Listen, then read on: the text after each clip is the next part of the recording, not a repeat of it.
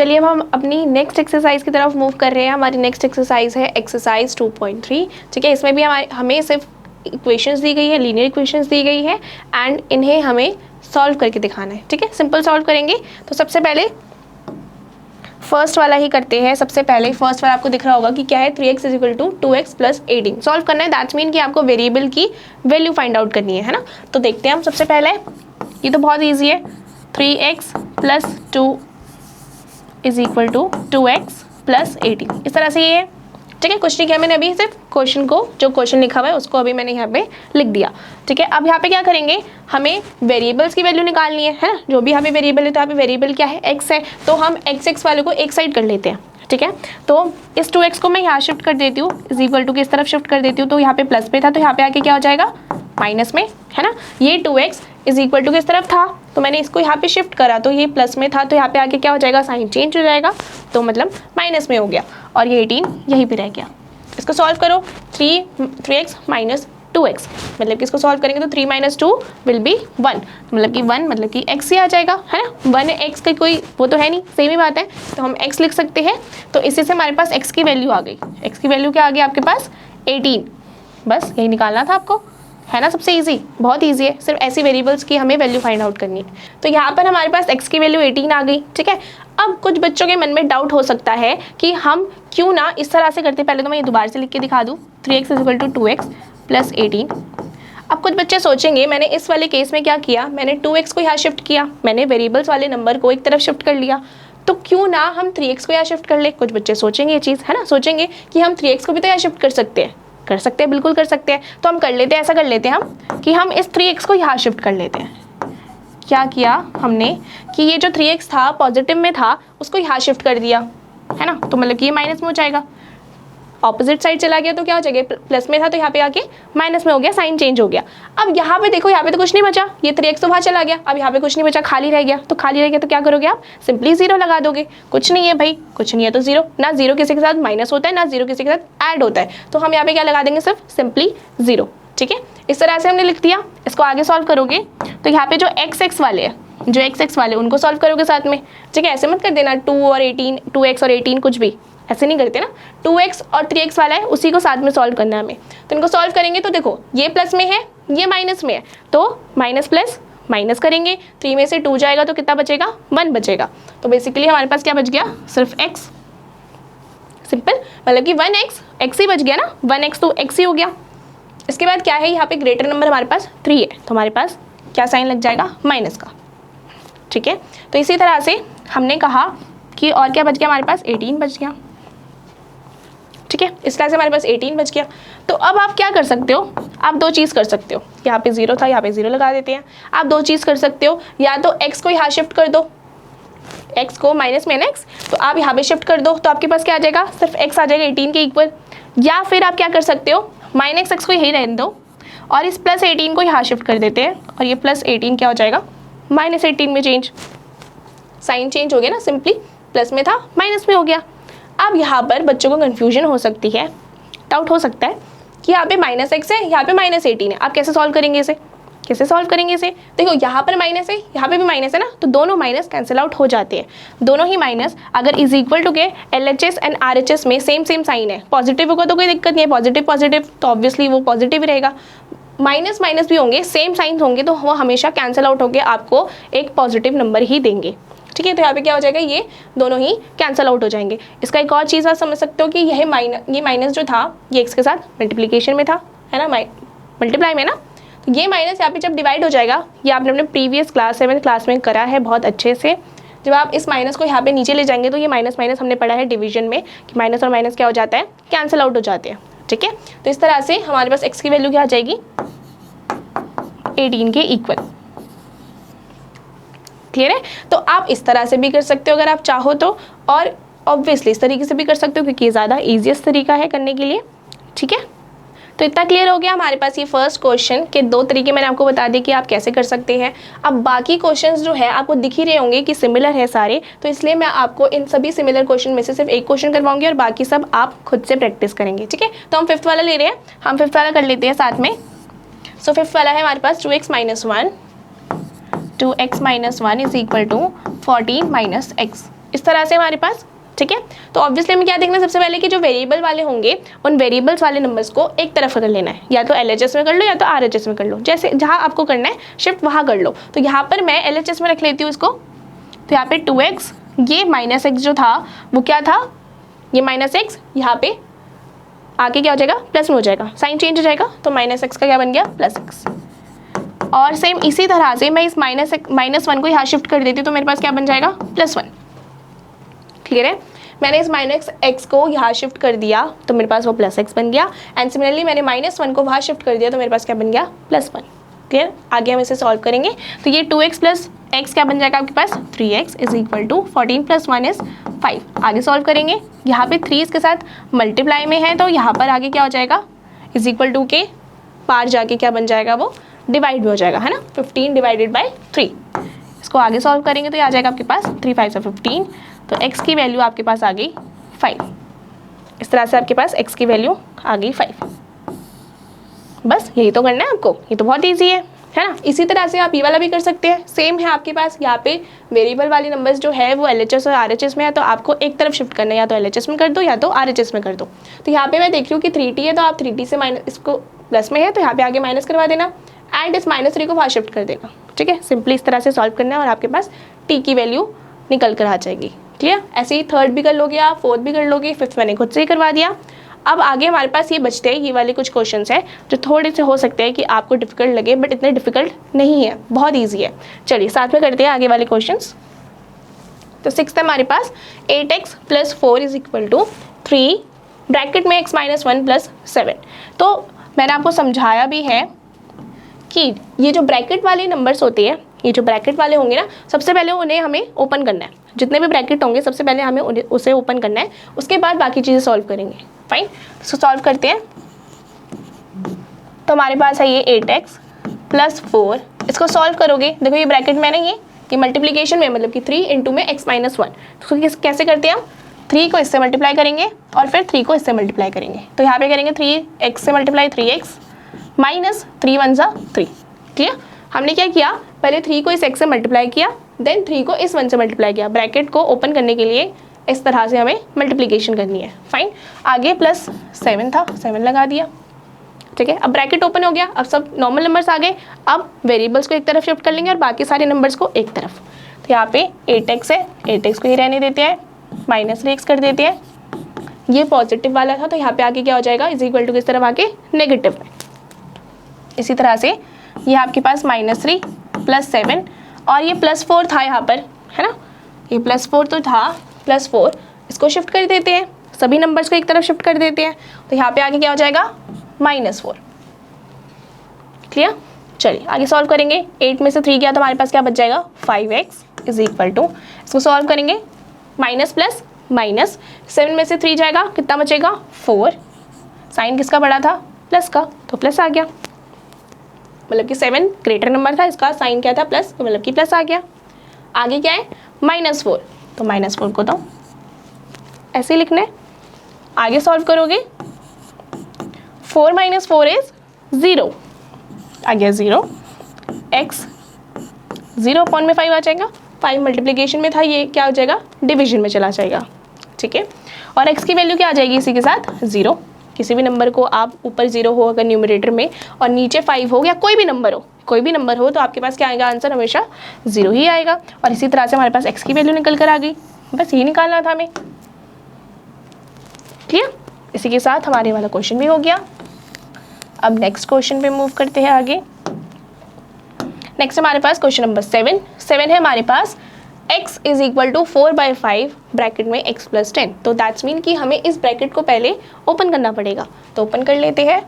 x = जब मैं 4/5 को x से मल्टीप्लाई करूँगी तो क्या आएगा मेरे पास, 4x + 5, है ना। जब मैं 4, या तो मैं आपको ऐसे लिख के दिखा दूँ, 4/5 × x मतलब कि 4x/5 इसी तरह से आएगा ना, देखो × x इस तरह से, तो 4x/5 ही तो आएगा, ठीक है। एंड जब हम 4/5 को क्या करते हैं, हम इसको एक बार इससे मल्टीप्लाई करेंगे, इसको एक बार इस तरह इससे मल्टीप्लाई करेंगे, एंड देन इसको इससे मल्टीप्लाई करेंगे। इसी तरह से इसमें भी किया था तो इसमें भी करेंगे, ठीक है। चलिए, तो आप जब 4/5 को 10 से मल्टीप्लाई करोगे तो आपके पास क्या आएगा, क्या आ जाएगा आपके पास 5 2 ज़ा 10। ठीक है, आगे सॉल्व करेंगे इसे।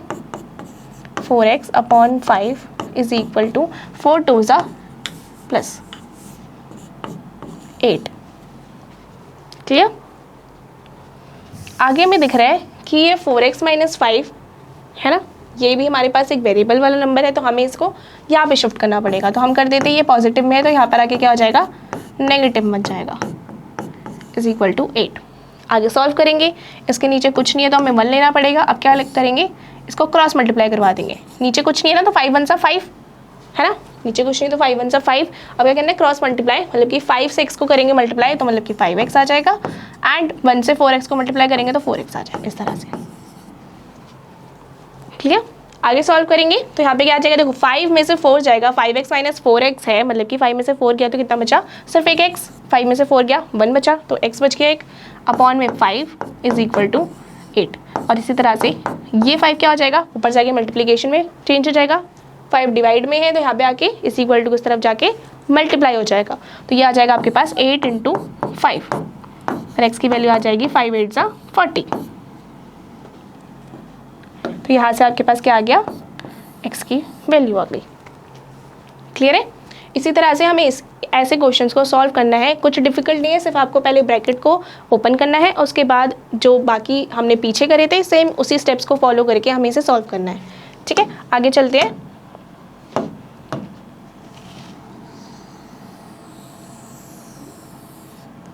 चलिए अब नेक्स्ट क्वेश्चन पे चलते हैं। नेक्स्ट हमारे पास क्वेश्चन नंबर 8 क्या है, 2x upon 3 plus 1 is equal to 7x upon 15 plus 3। So कौन से वेरिएबल है, यहाँ पे x है, यहाँ पे भी x है, तो मतलब कि इनको हम एक तरफ शिफ्ट कर लेते हैं, एंड जो ये नंबर्स दिख रहे हैं हमें उनको उस तरफ शिफ्ट कर लेते हैं। तो मैंने देखा 2x अपॉन 3, इसको 7x अपॉन 15 को जब मैं यहाँ पे इज इक्वल टू के ऑपोजिट साइड शिफ्ट करूँगी तो वो पॉजिटिव में है, तो यहाँ पर आके क्या हो जाएगा, नेगेटिव में, है ना। तो ये पॉजिटिव में था तो यहाँ के क्या हो जाएगा, नेगेटिव में, मतलब कि ये -7x अपॉन 15 हो गया। एंड ये 3 तो एज इट इज रहेगा, एंड ये +1 को हम वहाँ शिफ्ट कर देते तो हमारे पास क्या आ जाएगा, -1। क्लियर? ये हो गया। अब इसे सॉल्व करेंगे तो यहाँ पर क्या करते हैं, ऐसे जब हमारे पास फ्रैक्शन वाले नंबर्स आते हैं तो उनको कैसे सॉल्व करते हैं हम इनका क्या करते हैं, एलसीएम लेते हैं, है ना। इनका एलसीएम लेंगे, 3 और 15 का एलसीएम क्या आएगा हमारे पास, 15 ही आएगा। तो यहाँ पे 15 लिख दिया हमने। अब क्या करेंगे, 15 को 3 से डिवाइड करेंगे तो हमारे पास 5 आ जाएगा, फिर से 5 आएगा, और 5 को 2x से मल्टीप्लाई करते हैं ना, तो हमारे पास क्या आ जाएगा, 5 2 ज़ा 10x। इसी तरह से 15 को 15 में से डिवाइड करेंगे तो हमारे पास 1 ही आएगा, तो ऑब्वियसली जो सेम नंबर दिखता है डिनोमिनेटर में तो हमारे पास वो ऊपर वाला न्यूमरेटर सेम आ जाता है। तो यहाँ पे क्या है ऊपर 7x, तो एज इट इज़ आ जाएगा, 3 - 1 दैट इज़ 2। क्लियर? इसी तरह से आगे सॉल्व करना है। आगे 10x - 7x तो क्या आ जाएगा, 3x, और इस 15 को हम बाहर शिफ्ट कर देते हैं। 15 यहाँ पे डिवीजन में है तो यहाँ पे आके मल्टीप्लाई हो जाएगा, 2 से मल्टीप्लाई हो जाएगा, तो यह आ जाएगा 2 × 15। तो यह आ जाएगा आपके पास 2 से 15 को इंटू करोगे तो आपके पास आ जाएगा 30। अभी भी हमारे पास वेरिएबल जो है वो खाली नहीं आया, तो जब तक खाली नहीं आता, अकेला नहीं आ जाता, तब तक हमें इसे सॉल्व करते रहना है। ठीक है, तो यहाँ पर x आ गया, तो ये 3 इसके साथ मल्टीप्लिकेशन में था, तो यहाँ पर आके क्या हो जाएगा, डिवाइड में चला जाएगा, तो हमारे पास x की वैल्यू निकल कर आ जाएगी 10। ठीक है, तो इसका आंसर हमारे पास क्या आ गया, x की वैल्यू आ गई 10 के इक्वल। क्लियर? तो यहाँ पर हमने देखा कि यहाँ पे हमारे पास x की वैल्यू भी आ गई, है ना, इस केस में भी आ गई, इस केस में भी सेम ही आ रही है ना। तो ये तो मैंने 2 तरीके बताए आपको कि किस तरह से आप कर सकते हैं, बट इस क्वेश्चन में आगे भी कुछ पूछा है आपसे। क्या पूछा है कि आपको आपके आंसर्स जो निकाले हैं उनके रिजल्ट्स चेक भी करने हैं कि वो सही है या नहीं सही है। इसका मतलब कि आपको ये LHS और RHS चेक करना है कि आपके पास जो वैल्यू आई है, x की जो वैल्यू आई है, वेरिएबल की जो वैल्यू आई है, वो क्या दोनों में जब हम पुट करते हैं तो क्या वो इक्वेशन बनाते हैं। इक्वेशन क्या बताया था मैंने आपको, इक्वेशन क्या होता है, स्टेटमेंट ऑफ इक्वालिटी, है। एक स्टेटमेंट ऑफ इक्वालिटी मतलब कि जिसमें बराबरी दिखाई गई हो, मतलब कि यहाँ पर जो नंबर होगा वही सेम नंबर यहाँ पर भी होगा, इस तरह से। ठीक है, तो ये हमें चेक करना है कि हमने जो x की वैल्यू, जो भी वेरिएबल होगा हमारे पास x y z, जो भी इस क्वेश्चन में जितने भी वेरिएबल्स हैं, उन वेरिएबल्स की जो वैल्यू निकलेगी क्या वो सेटिस्फाई कर रहा है LHS और RHS को। ठीक है, ये चेकआउट करना है, तो हम चेकआउट कर लेते हैं। हमारे पास LHS क्या है, हमारे पास LHS है 3x है ना। यहाँ पे LHS है हमारे पास 3x, तो हम चेक कर लेते हैं क्या आएगा। 3 इंटू 18, x की वैल्यू 18 आई है ना, तो 3 इंटू 18 इसको सॉल्व करेंगे तो क्या आएगा, देखो 3 8 सा 24, 2 कैरी 3 1 सा 3 एंड 54। तो LHS तो हमारे पास 54 आ रहा है, तो हमें RHS भी चेक करना पड़ेगा। RHS क्या है हमारे पास, RHS है 2x प्लस 18, 2x प्लस 18, इसको भी सॉल्व करेंगे आगे तो ये आ जाएगा 2 इंटू में x क्या है हमारे पास, x है 18 प्लस 18, इस तरह से इसको सॉल्व करेंगे आगे, ठीक है ना। कुछ नहीं किया, 2 में मैंने x की वैल्यू पुट करी है, यहाँ पे जो x था 2 के साथ, उस x के बदले मैंने x की वैल्यू पुट करी है जो हमने फाइंड आउट करी है, ठीक है। तो चलिए इसको सॉल्व करेंगे तो क्या आ जाएगा हमारे पास, 2 इंटू में 18 आ जाएगा 36 एंड प्लस 18, इस तरह से इसको आगे सॉल्व करेंगे तो हमारे पास आ जाएगा 4 एंड 54। तो इसका मतलब कि हमने देखा कि यहाँ पे जो LHS आ रहा था 54 और यहाँ पे जो RHS आ रहा था 54, वो दोनों ही एक दूसरे के इक्वल आ रहे हैं, है ना। इसका मतलब कि एग्जैक्टली ये एक इक्वेशन है और एक लीनियर इक्वेशन भी है। हमने तो पढ़ा ही था कि इक्वेशन क्या होती है, स्टेटमेंट इक्वालिटी, जिसमें बराबरी दिखाई गई हो। तो बराबरी मतलब कि भाई LHS जिसके इक्वल होगा RHS भी तो उसी के इक्वल होगा, तभी तो बराबर होगा। तो इसका मतलब कि LHS 54 के इक्वल आया तो RHS भी तो 54 के इक्वल आया। कब, जब हमने x की वैल्यू 18 डाली है, जब हमने x की वैल्यू फाइंड आउट करके जो भी हमारे पास जो आंसर आया था उसको जब हमने इस पूरी इक्वेशन में LHS और RHS में पुट किया तो हमारे पास आंसर सेम आ रहा है दोनों में, राइट। तो हमने क्या कहा कि LHS जो है वो RHS के इक्वल हो गया। यही हमें प्रूफ करना था, कि चेक करना था हमें रिजल्ट, तो हमने चेक कर लिया कि हमारे पास आंसर सही आ रहा है। इन केस कि अगर आपने जो वैल्यू निकाली है वेरिएबल की और आपने इसमें LHS और RHS में पुट करके देखा तो वो इक्वल नहीं आ रहे हैं, तो इसका मतलब कि वो वैल्यू गलत होगी। क्लियर है। तो आपको वो वैल्यू सही निकालनी पड़ेगी, तभी आप क्या करोगे, तभी आपका आंसर सही आया होगा। तो आपने जो वैल्यू निकाली होगी उस वैल्यू के ऊपर डिपेंड करता है, मतलब कि अगर वो वैल्यू सही होगी तो ऑब्वियसली आपका LHS और RHS इक्वल आएंगे। क्लियर है। चलिए फर्स्ट क्वेश्चन तो हो गया। इसी तरह से हमें बाकी सारे क्वेश्चंस भी चेकआउट करने हैं। सबसे पहले तो हमें वेरिएबल की वैल्यू निकालनी है एंड उस वैल्यू को LHS और RHS में दोनों में पुट करके देखना है कि क्या LHS और RHS एक दूसरे के इक्वल आ रहे हैं, स्टेटमेंट ऑफ इक्वालिटी दिखा रहे हैं या नहीं। क्लियर है। तो चलिए अब आगे चलते हैं। आगे हमारे पास क्वेश्चन नंबर 2 है, क्वेश्चन नंबर 3 है, आपको दिख रहा होगा क्वेश्चन नंबर 4, क्वेश्चन नंबर 5। ये सभी क्वेश्चंस जो है वो सिमिलर है, सभी सिमिलर क्वेश्चंस हैं, तो इसलिए मैं आपको क्वेश्चन नंबर 5 करवाऊंगी एंड बाकी सभी क्वेश्चंस आप खुद से करेंगे तभी तो सीखेंगे। ठीक है, आप खुद से ट्राई करेंगे। अगर आपको कोई भी दिक्कत होती है आप हमें बताइए, हम आपको सॉल्यूशंस देंगे। ओके, चलिए क्वेश्चन नंबर 5 करना है हमें, तो साथ में कर लेते हैं क्वेश्चन नंबर 5। क्वेश्चन नंबर 5 को सॉल्व करेंगे। तो यहाँ पर क्या है हमारे पास 2x, देखो आपको दिख रहा होगा कि ये वाला x है और यहाँ पे एक x है, मतलब वेरिएबल वाले कौन से हैं, ये वाले टर्म्स हैं, वेरिएबल वाले ही वाले टर्म्स हैं। तो हम क्या करेंगे, इन वेरिएबल वाले टर्म्स को एक साथ लिखेंगे और बाकी जो हमें नंबर्स दिख रहे हैं जैसे 14 और 1 जो है वो नंबर्स हैं, उनको एक तरफ कर लेंगे। तो हम 2x इस वेरिएबल वाले टर्म को हम इधर शिफ्ट कर देंगे। तो यहाँ पे देखो -x है, तो यहाँ पे क्या हो जाएगा +x। सिमिलरली यहाँ पर ये -1 था, यहाँ पे शिफ्ट होकर क्या हो जाएगा +1। सिंपल, कुछ नहीं किया, हमने वेरिएबल वाले टर्म्स को एक तरफ कर लिया एंड नॉर्मल कॉन्स्टेंट्स को, कॉन्स्टेंट्स हमने पढ़े थे ना जिसके साथ कोई वेरिएबल्स नहीं होते, तो कॉन्स्टेंट्स को हमने एक तरफ कर लिया। सिंपल, चलिए आगे सॉल्व करेंगे। तो यहाँ पर क्या हो जाएगा, ये 2x + x that is equal to 3, 14 + 1 15। आगे सॉल्व करेंगे, यहाँ पर क्या हो जाएगा, देखो ये 3x के साथ मल्टीप्लिकेशन में है, इज इक्वल टू किस तरफ जाके क्या हो जाएगा, डिवीजन में चेंज हो जाएगा, है ना, साइन चेंज हो जाता है। तो यहाँ पे मल्टीप्लिकेशन में, तो यहाँ पे आके क्या हो जाएगा, इसके डिवाइड में हो जाएगा। यहाँ पे सॉल्व करेंगे आगे, तो आ जाएगा आपके पास x की वैल्यू 5। तो हमारे पास x की वैल्यू 5 आ गई, और जैसे x की वैल्यू 5 आई तो we need to check out our result, क्या x की वैल्यू 5 सही आई या नहीं आई। मतलब कि अगर हम इस x की वैल्यू को, इस वेरिएबल की वैल्यू को LHS और RHS में पुट करेंगे तो क्या हमारे पास आंसर सेम आता है। तो चलिए चेक कर लेते हैं। तो हमारे पास LHS किसकी इक्वल है, 2x - 1। तो हमने क्या कहा, 2x - 1 मतलब कि 2 × x हमारे पास 5 - 1। सॉल्व करोगे तो 2 5 = 10 - 1, 10 - 1 इज इक्वल टू 9। क्लियर। अब देख लेते हैं हमारा RHS भी क्या इसके इक्वल आ रहा है या नहीं आ रहा। तो RHS किसके इक्वल है, 14 - x, दैट्स मीन कि 14 - 5। तो देखो 14 - 5 भी किसके इक्वल आ जाएगा, 9 के, है ना। 14 को आप 5 से माइनस करोगे तो आपके पास 9 आंसर आएगा। तो आपको क्लियरली दिख रहा होगा कि दोनों ही केस में आंसर जो है LHS और RHS का आंसर जो है वो सेम आ रहा है। तो इसका मतलब कि LHS जो है वो RHS के इक्वल आ गया। क्लियर। और इसी के साथ हमें पता चल गया कि जो हमने आंसर निकाला है वो बिल्कुल सही है। क्लियर। चलिए अब नेक्स्ट क्वेश्चन की तरफ मूव करते हैं। यहाँ पर आपको दिख रहा होगा कि मैंने आपको फर्स्ट करवा दिया, फिफ्थ करवा दिया, बाकी मैंने आपको बिल्कुल सिमिलर है, जैसे 5t है एंड ये 3t है। वेरिएबल्स वाले जो टर्म्स होंगे उनको साथ में रखना है, मतलब कि 3t को आप यहाँ पे शिफ्ट कर दोगे तो -3t हो जाएगा। एंड जो कॉन्स्टेंट्स है यहाँ पे -3 दिख रहा है तो यहाँ पे ये शिफ्ट हो जाएगा तो +3 हो जाएगा। इस तरह से we have to solve, and solve करने के बाद जो भी हमारे पास जो वेरिएबल की वैल्यू आएगी उसको हमें LHS और RHS में पुट करके देखना है कि हमारा आंसर मतलब इक्वल आ रहा है या नहीं आ रहा। अगर LHS और RHS इक्वल आ रहे हैं दैट्स मीन कि आपका आंसर बिल्कुल सही है। क्लियर। और अगर नहीं आ रहे तो मतलब कुछ गड़बड़ किया आपने। तो हमने फिफ्थ कर लिया, अब हम करते हैं सिक्स्थ। ठीक है, चलिए सिक्स्थ करेंगे हम साथ में। आप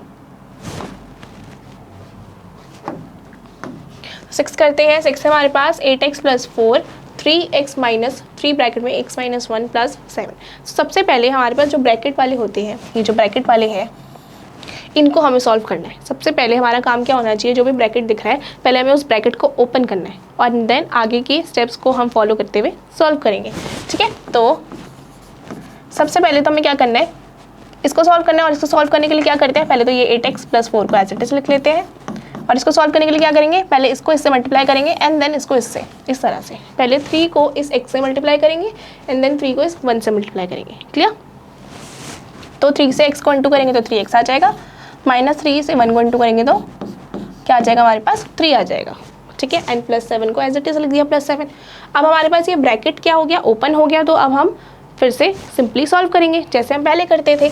तो यहाँ पे आपको दिख रहा होगा, अच्छा पहले मैं इसको कर देती हूँ, +4 = 3x। इस तरह से मुझे यहाँ पे दो नंबर्स दिख रहे थे, कॉन्स्टेंट्स दिख रहे थे, तो मैं इनको सॉल्व कर लेती हूँ। -3 + 7, माइनस प्लस माइनस, 7 में से 3 जाएगा, कितना बचेगा आपके पास 4। और 7 ग्रेटर नंबर है तो उसका साइन क्या है, पॉजिटिव, मतलब कि प्लस, तो मतलब कि प्लस लग गया। सिंपल। आगे देखो, अब मुझे दिख रहा है कि ये वेरिएबल वाले कुछ टर्म्स हैं एंड कुछ नंबर वाले टर्म्स हैं। तो हम क्या करते हैं, हम वेरिएबल वाले टर्म्स को एक तरफ शिफ्ट कर देते हैं। ये +3x है तो यहाँ पे आके क्या हो जाएगा -3x, और ये 4, तो यह वाला 4 भी इधर शिफ्ट हो जाएगा। सॉरी, ये माइनस में हो जाएगा, देखो गलती होगी, ऐसे आप मत करना। ठीक है, आपको नहीं करनी है गलती। तो यहाँ पे ये प्लस में था ना, तो यहाँ पे आगे क्या हो जाएगा माइनस में, साइन चेंज होगा भाई।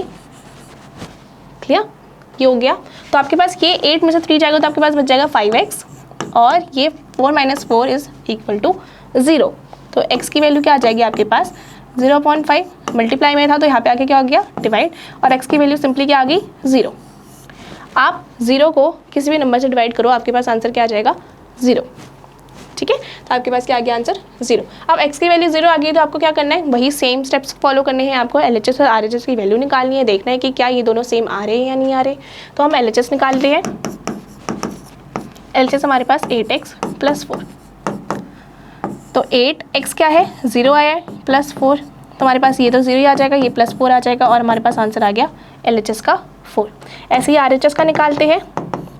RHS हमारा था x - 1 + 7। तो यहाँ पे क्या करना है, आगे हम अब x की वैल्यू भी यहाँ पे भी पुट करेंगे +7।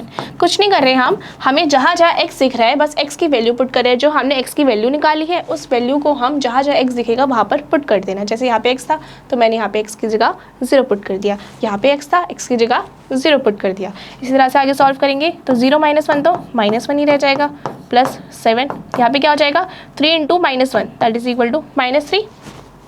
3 × -1, 3 × 1 = 3 एंड माइनस का माइनस लग जाएगा +7। यहाँ पे देखो माइनस प्लस माइनस, 7 में से 3 जाएगा, कितना बचेगा 4। ग्रेटर नंबर 7 है तो मतलब कि पॉजिटिव साइन ही बचेगा, तो मतलब कि +4 आ गया।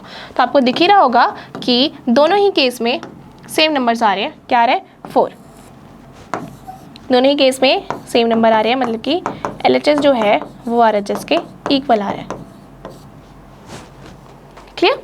चलिए, अब इस तरह से ये वाला भी हमारा सॉल्व हो गया। अब हम नेक्स्ट क्वेश्चन को सॉल्व कर लेते हैं।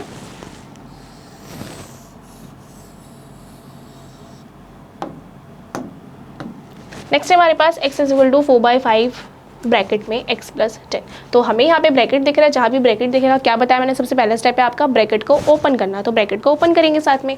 चलिए तो हमारे पास आ जाएगा x इज इक्वल टू 4/5। क्या बताया था इस वाले में, जैसे इस तरह में क्या था, सेम उसी तरह से पहले इस वाले नंबर को, ये जो नंबर है इस नंबर को हमें x से मल्टीप्लाई करना है एक बार, और एक बार 10 से मल्टीप्लाई करना है। क्लियर?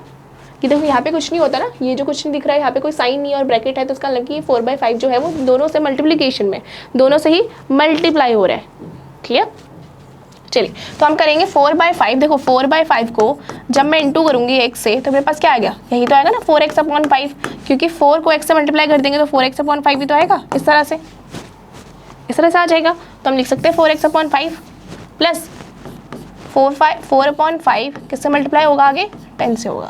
तो इसको भी सॉल्व करेंगे तो यहाँ पे 4x/5 तो एज इट इज रह जाएगा।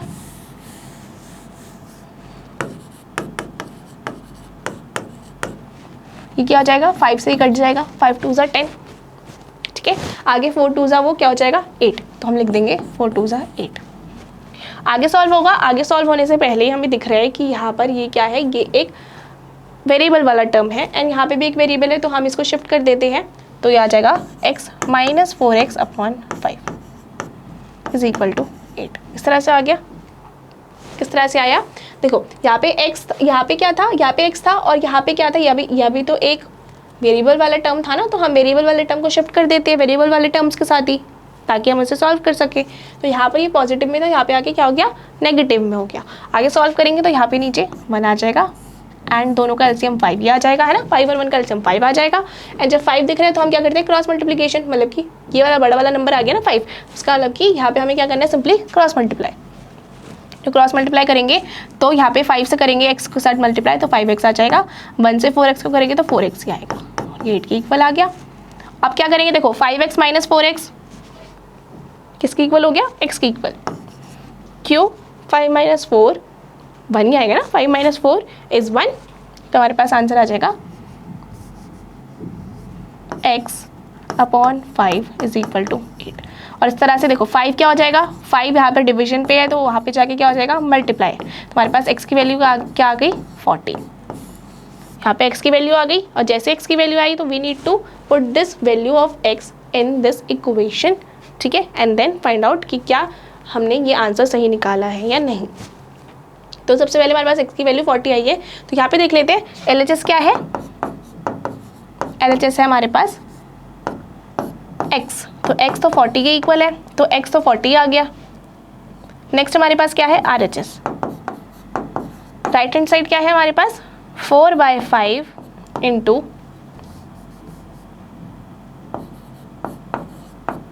x प्लस 10, इस तरह से। ठीक है, यही है हमारे पास। अब क्या करना है, इसमें भी हमें x की वैल्यू पुट करनी है, तो 4/5 इंटू 40 प्लस 10, इस तरह से आ जाएगा। इसको सॉल्व करेंगे आगे तो क्या आ जाएगा, 4/10 इंटू ये देखो 40 प्लस 10 क्या हो जाएगा, 50 के इक्वल, और ये आ जाएगा 5 से कट के 10, तो हमारे पास 4 इंटू 10 आ जाएगा 40 के इक्वल। तो देखो यहाँ पे भी आपको दिख ही रहा होगा कि हमारे पास जो LHS आया है, LHS 40 आया था एंड जो RHS आया वो भी 40 आया है। तो दैट्स मीन कि LHS और RHS इक्वल आ रहा है, और जब इक्वल आ रहा है तो हमने जो आंसर निकाला है, x की वैल्यू निकाली है, वो बिल्कुल सही है। क्लियर? आगे चलते हैं नेक्स्ट क्वेश्चन की तरफ।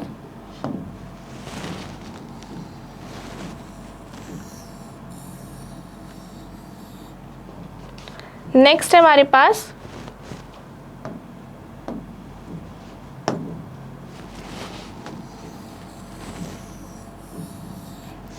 Question number 8। So question number 8 में 2x/3 plus 1 is equal to 7x/15 plus 3, इस तरह से। यहाँ पे कोई ब्रैकेट तो है नहीं, तो हमें कोई ब्रैकेट तो सॉल्व करना नहीं है। तो चलिए अब क्या करना है हमें, यहाँ पे मुझे दिख रहा है ये वेरिएबल वाला टर्म है, ये वेरिएबल वाला टर्म है, तो ऑब्वियसली जो वेरिएबल वाले टर्म्स होते हैं उनको एक तरफ लिख लेते हैं और जो नंबर वाले कॉन्स्टेंट्स होंगे उनको एक तरफ शिफ्ट कर देंगे। यही तो कर रहे थे देर से हम, तो यही करेंगे अब।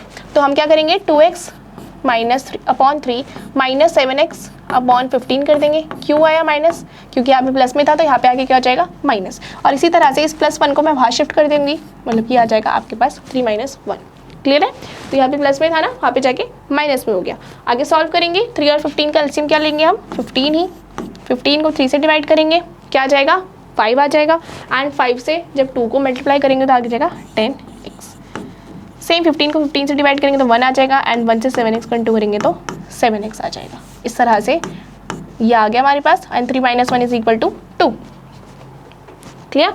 अभी तक तो ये ऐसे ही चल रहा है। अब क्या करेंगे, इसे सॉल्व करेंगे आगे। 10x - 7x = 3x upon 15 = 2। 10 में से 7 गया, 3 बचा, 3x अपॉन 15 = 2। अब यहाँ पे 15 जो है वो डिविजिबल है ना, 3 से 15 डिविजिबल है, तो इसको हम डिवाइड कर देते हैं, तो हमारे पास क्या आ जाएगा 5, मतलब कि x अपॉन 5 = 2। इस तरह से आ गया। ये तो 3 × 1 = 3, मतलब कि x × 1 x ही रह जाएगा, तो x अपॉन 5 रह गया = 2। अब आगे क्या करेंगे, ये 5 डिवाइड में है तो यहाँ पे आगे क्या हो जाएगा मल्टीप्लाई हो गया, तो x की वैल्यू क्या आ जाएगी, 5, तो अब x की वैल्यू क्या आ जाएगी 10। तो ये आपके पास x की वैल्यू आ गई। तो अब इसमें क्या करना है, वही हमारे पास x की वैल्यू आ गई है, तो again we have to repeat the same steps. क्या करना है, LHS और RHS में हमें x की वैल्यू पुट करनी है। x की वैल्यू पुट करके हमें चेक करना है कि क्या LHS और RHS इक्वल आ रहा है या नहीं आ रहा। ठीक है, तो यहाँ पे स्पेस नहीं है, तो मैं इसके LHS और RHS यहाँ पे करवा देती हूँ। तो मेरे पास LHS था 2x अपॉन 3 + 1, ये था 2x अपॉन 3 + 1। तो इसे सॉल्व करते हैं, तो हमारे पास आ जाएगा x की वैल्यू हमारे पास 10 आई थी, अपॉन में 3 + 1, इस तरह से आ जाएगा 20 अपॉन 3 + 1। तो आ जाएगा, देखो 1 के नीचे कुछ नहीं है तो 1 ले लेंगे, 3 और 1 का एलसीएम क्या आ जाएगा हमारे पास 3 आ गया। ठीक है, अब क्या करेंगे, 3 के नीचे तो 3 है, तो मतलब कि ऊपर वाला तो एज इट इज़ रह जाएगा, और ये 3 से हम जब 1 को डिवाइड करेंगे तो हमारे पास 3 आ जाएगा। तो 3 से 1 को, या फिर आप ऐसे भी समझ सकते हैं, हमने क्रॉस मल्टीप्लाई किया, 1 से 20 को किया तो 20 आ गया, 3 से 1 को किया तो 3 आ गया। इस तरह से हमारे पास 23 आ जाएगा, 23 अपॉन 3। तो यहाँ पर ये किसके इक्वल आ गया, हमारे पास LHS किसके इक्वल आ गया, 23 अपॉन 3 के इक्वल। तो अब हमें इसी की तरह हमें LHS भी फाइंड आउट करना पड़ेगा, तो LHS भी देख लेते हैं किसके इक्वल है, 7x अपॉन 15 + 13। तो हमारे पास LHS है, सॉरी RHS, LHS तो फाइंड आउट कर लिया है, तो 7x अपॉन 15 + 3, ये था, एक बार देख लेते हैं, +3, यस। चलिए इसको सॉल्व करेंगे, तो हमारे पास क्या है 10 है x की वैल्यू, तो हमने लगा दिया 10। इसके नीचे हमारे पास 15, आगे सॉल्व करेंगे तो 7 से 10 को इंटू कर देंगे तो 70 अपॉन 15 + 3। क्लियर? इसी तरह से आप देखो, मुझे दिख रहा है कि 70 है और ये 15 है, तो ये आगे सॉल्व होगा, 5 से डिविजिबल है दोनों ही, तो हम इन्हें रिड्यूस कर लेते हैं। तो ये आ जाएगा 5 × 3 = 15, ये आ जाएगा 5 × 1 = 5 एंड बचा 20, तो 5 × 4 = 20। इसका मतलब ये आ जाएगा 14 अपॉन 3 + 3। इसके नीचे कुछ नहीं है तो 1 लगा लेते हैं, 3 और 1 का एलसीएम 3 आ जाएगा, क्रॉस मल्टीप्लाई करेंगे तो 1 से 14 को करेंगे तो 14 आ जाएगा, और 3 से 3 को करेंगे तो 9 आ जाएगा, और इस तरह से 14 + 9 हमारे पास आ जाएगा 23 के इक्वल, और ये आ जाएगा 23 अपॉन 3। तो आपको दिख रहा होगा कि इसमें भी सेम वही तरीके से LHS और RHS जो है वो सेम आ रहे हैं, तो इसका मतलब कि हमने जो आंसर निकाला है वो बिल्कुल सही है।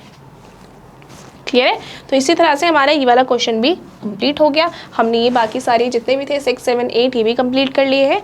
अब आगे नेक्स्ट क्वेश्चंस की तरफ मूव करते हैं। तो नेक्स्ट क्वेश्चन है हमारे पास क्वेश्चन नंबर 9। क्वेश्चन नंबर 9 भी कुछ उसी तरीके से ही हमें सॉल्व करने हैं। क्या है, 2y + 5/3 = 26/3 - y। सो आपको दिख रहा होगा कि यहाँ पर -y है और यहाँ पे 2y है, दिख रहा होगा। तो आपको दिख रहा है कि वेरिएबल वाले टर्म्स है, तो हमें क्या करना है, वेरिएबल वाले टर्म्स को एक तरफ लिख लेना है, एंड जो कॉन्स्टेंट्स है, ये जो कॉन्स्टेंट्स है इनको एक तरफ कर लेना है। तो हम कर लेते हैं, सबसे पहले 2y, इसको इस -y को उधर लेकर आएंगे तो क्या आ जाएगा +y, ऐसे ही 26/3 यहीं पर ही है, एंड 5/3 को उधर लेके जाएंगे तो क्या हो जाएगा -5/3, इस तरह से हो जाएगा। क्लियर?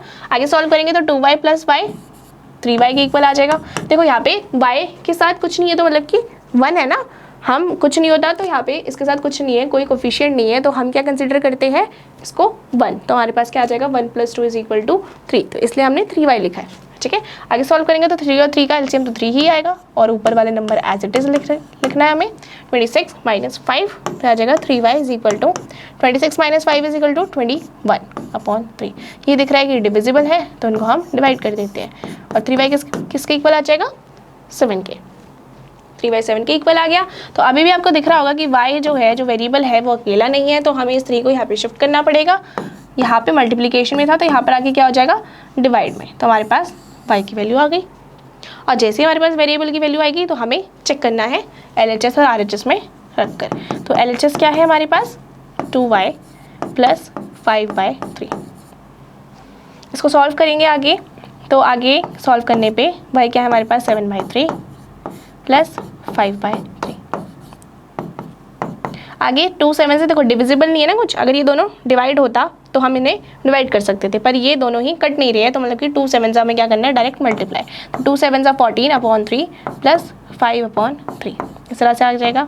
अब क्या आ जाएगा, 3 और 3 का एलसीएम 3 आ जाएगा और ऊपर वाले नंबर एज इट इज़ आ जाएंगे। 14 + 5 किसके इक्वल आ जाएगा, 14 + 5 आ जाएगा आपके पास 19 के इक्वल, 19/3। इस तरह से आपके पास LHS आ गया। और हमें क्या निकालना है, RHS फाइंड आउट करना है। RHS है हमारे पास 26/3 माइनस y। 26/3 माइनस y मतलब कि 7/3 हमारे पास y आया था, तो इसमें वैल्यू डाल के हम देख लेते हैं। 3 और 3 का एलसीएम 3 ही आएगा और ऊपर वाले नंबर एज इट इज़ आ जाएंगे। इसको सॉल्व करेंगे तो देखो 26 में से 7 जाएगा तो कितना बचेगा हमारे पास, 19 बचेगा। तो ये आ जाएगा 19/3 के इक्वल। और सेम उसी तरीके से LHS और RHS हमें दिख ही रहा है कि LHS और RHS जो है वो क्या है, वो एक दूसरे के इक्वल आ गए। तो दैट्स मीन कि हमने जो आंसर निकाला था वो बिल्कुल सही है। क्लियर। चलिए अब नेक्स्ट क्वेश्चन जो इस एक्सरसाइज का लास्ट क्वेश्चन है, इसको कर लेते हैं सॉल्व।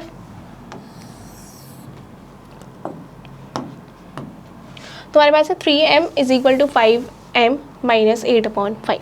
तो इसमें भी यही चीज़ करते हैं हम क्या करेंगे, 3m इस 5m को यहाँ शिफ्ट कर देते हैं। क्यों, क्योंकि हमारे पास हमें वेरिएबल्स वाले साथ में चाहिए, वेरिएबल वाले टर्म्स हमें साथ में चाहिए, तो हमने 5m को यहाँ शिफ्ट कर दिया। प्लस में था तो यहाँ पे आके क्या हो जाएगा, माइनस, और यहाँ पे क्या रह गया, -8/5।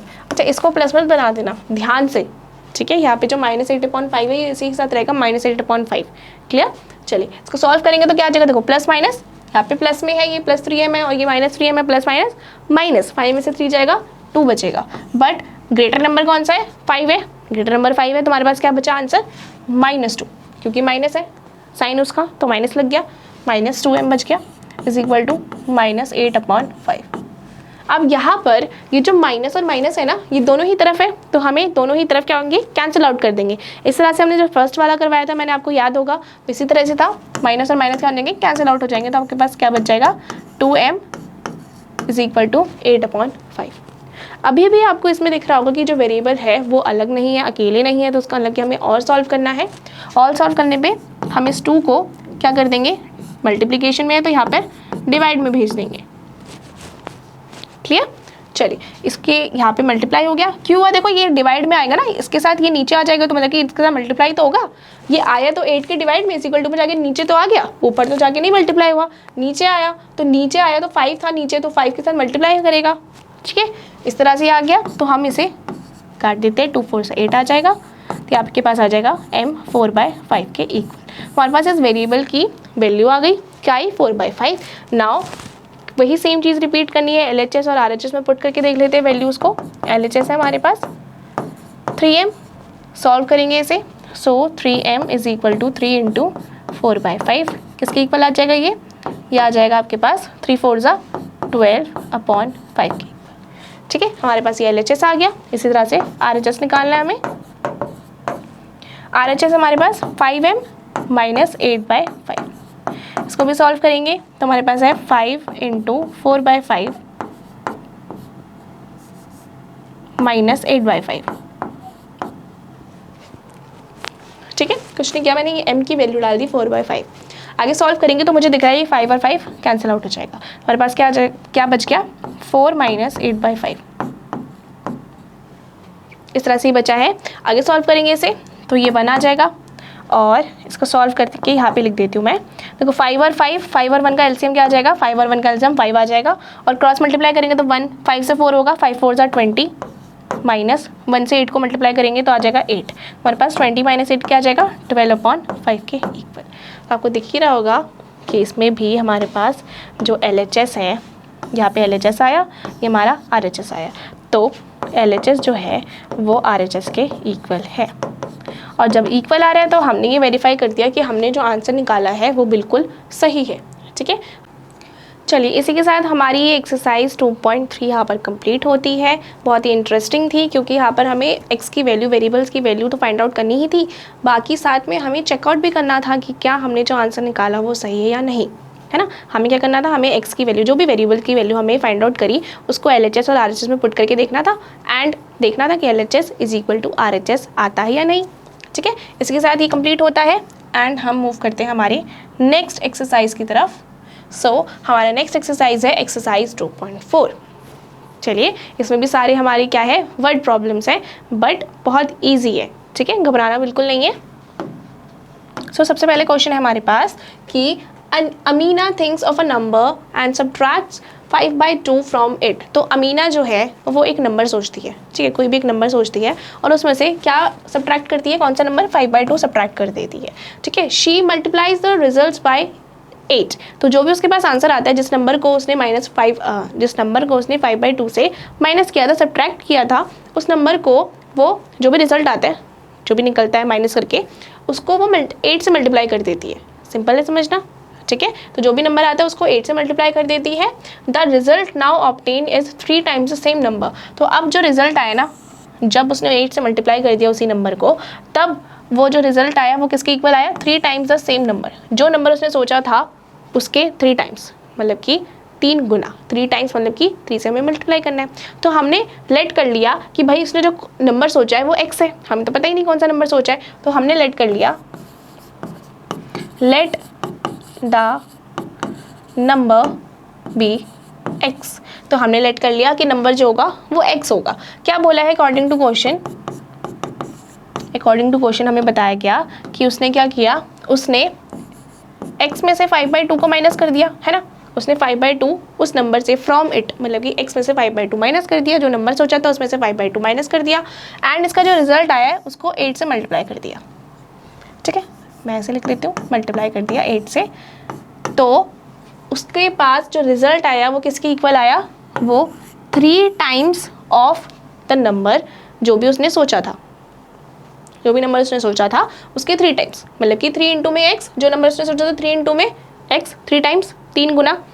ठीक है, इस तरह से हो गया। अब जब हमारे पास ये बनकर आ गया, जब हमने अकॉर्डिंग टू क्वेश्चन ये स्टेटमेंट बना ली, इक्वेशन बना ली, तो अब क्या करना है, अब हमें इसे सिंप्लीफाई करना है। तो सिंप्लीफाई करते हैं, अब आगे इसे सॉल्व करेंगे तो क्या आ जाएगा, ये आ जाएगा आपके पास 8 से मल्टीप्लाई करोगे आप, तो क्या करते हैं इस तरह से, तो हम क्या करेंगे, एक बार इससे इसको मल्टीप्लाई करेंगे और एक बार इससे, इसी तरह से करते हैं। एक बार 8 को 5/2 से मल्टीप्लाई करेंगे और एक बार 8 को x से। तो जब 8 को x से करेंगे तो ये आ जाएगा 8x माइनस, जब 5/2 को हम 8 से मल्टीप्लाई करेंगे तो क्या आएगा, देख लेते हैं।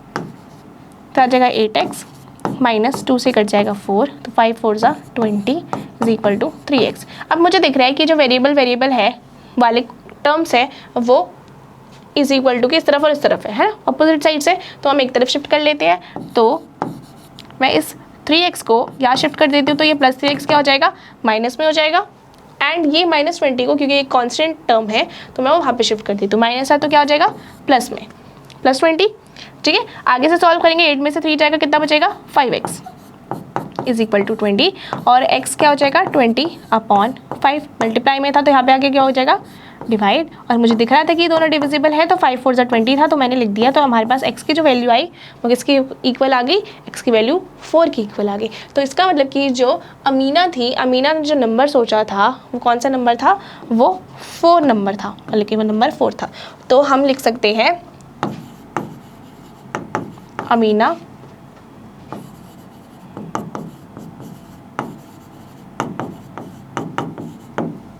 तो उसने कौन सा नंबर सोचा था 4। तो इसी तरह से हमारे पास जब x की वैल्यू 4 निकल गई तो हम क्या कह सकते हैं कि जो नंबर था, the number is equal to 4। Clear, उसने नंबर कौन सा सोचा था, 4th नंबर।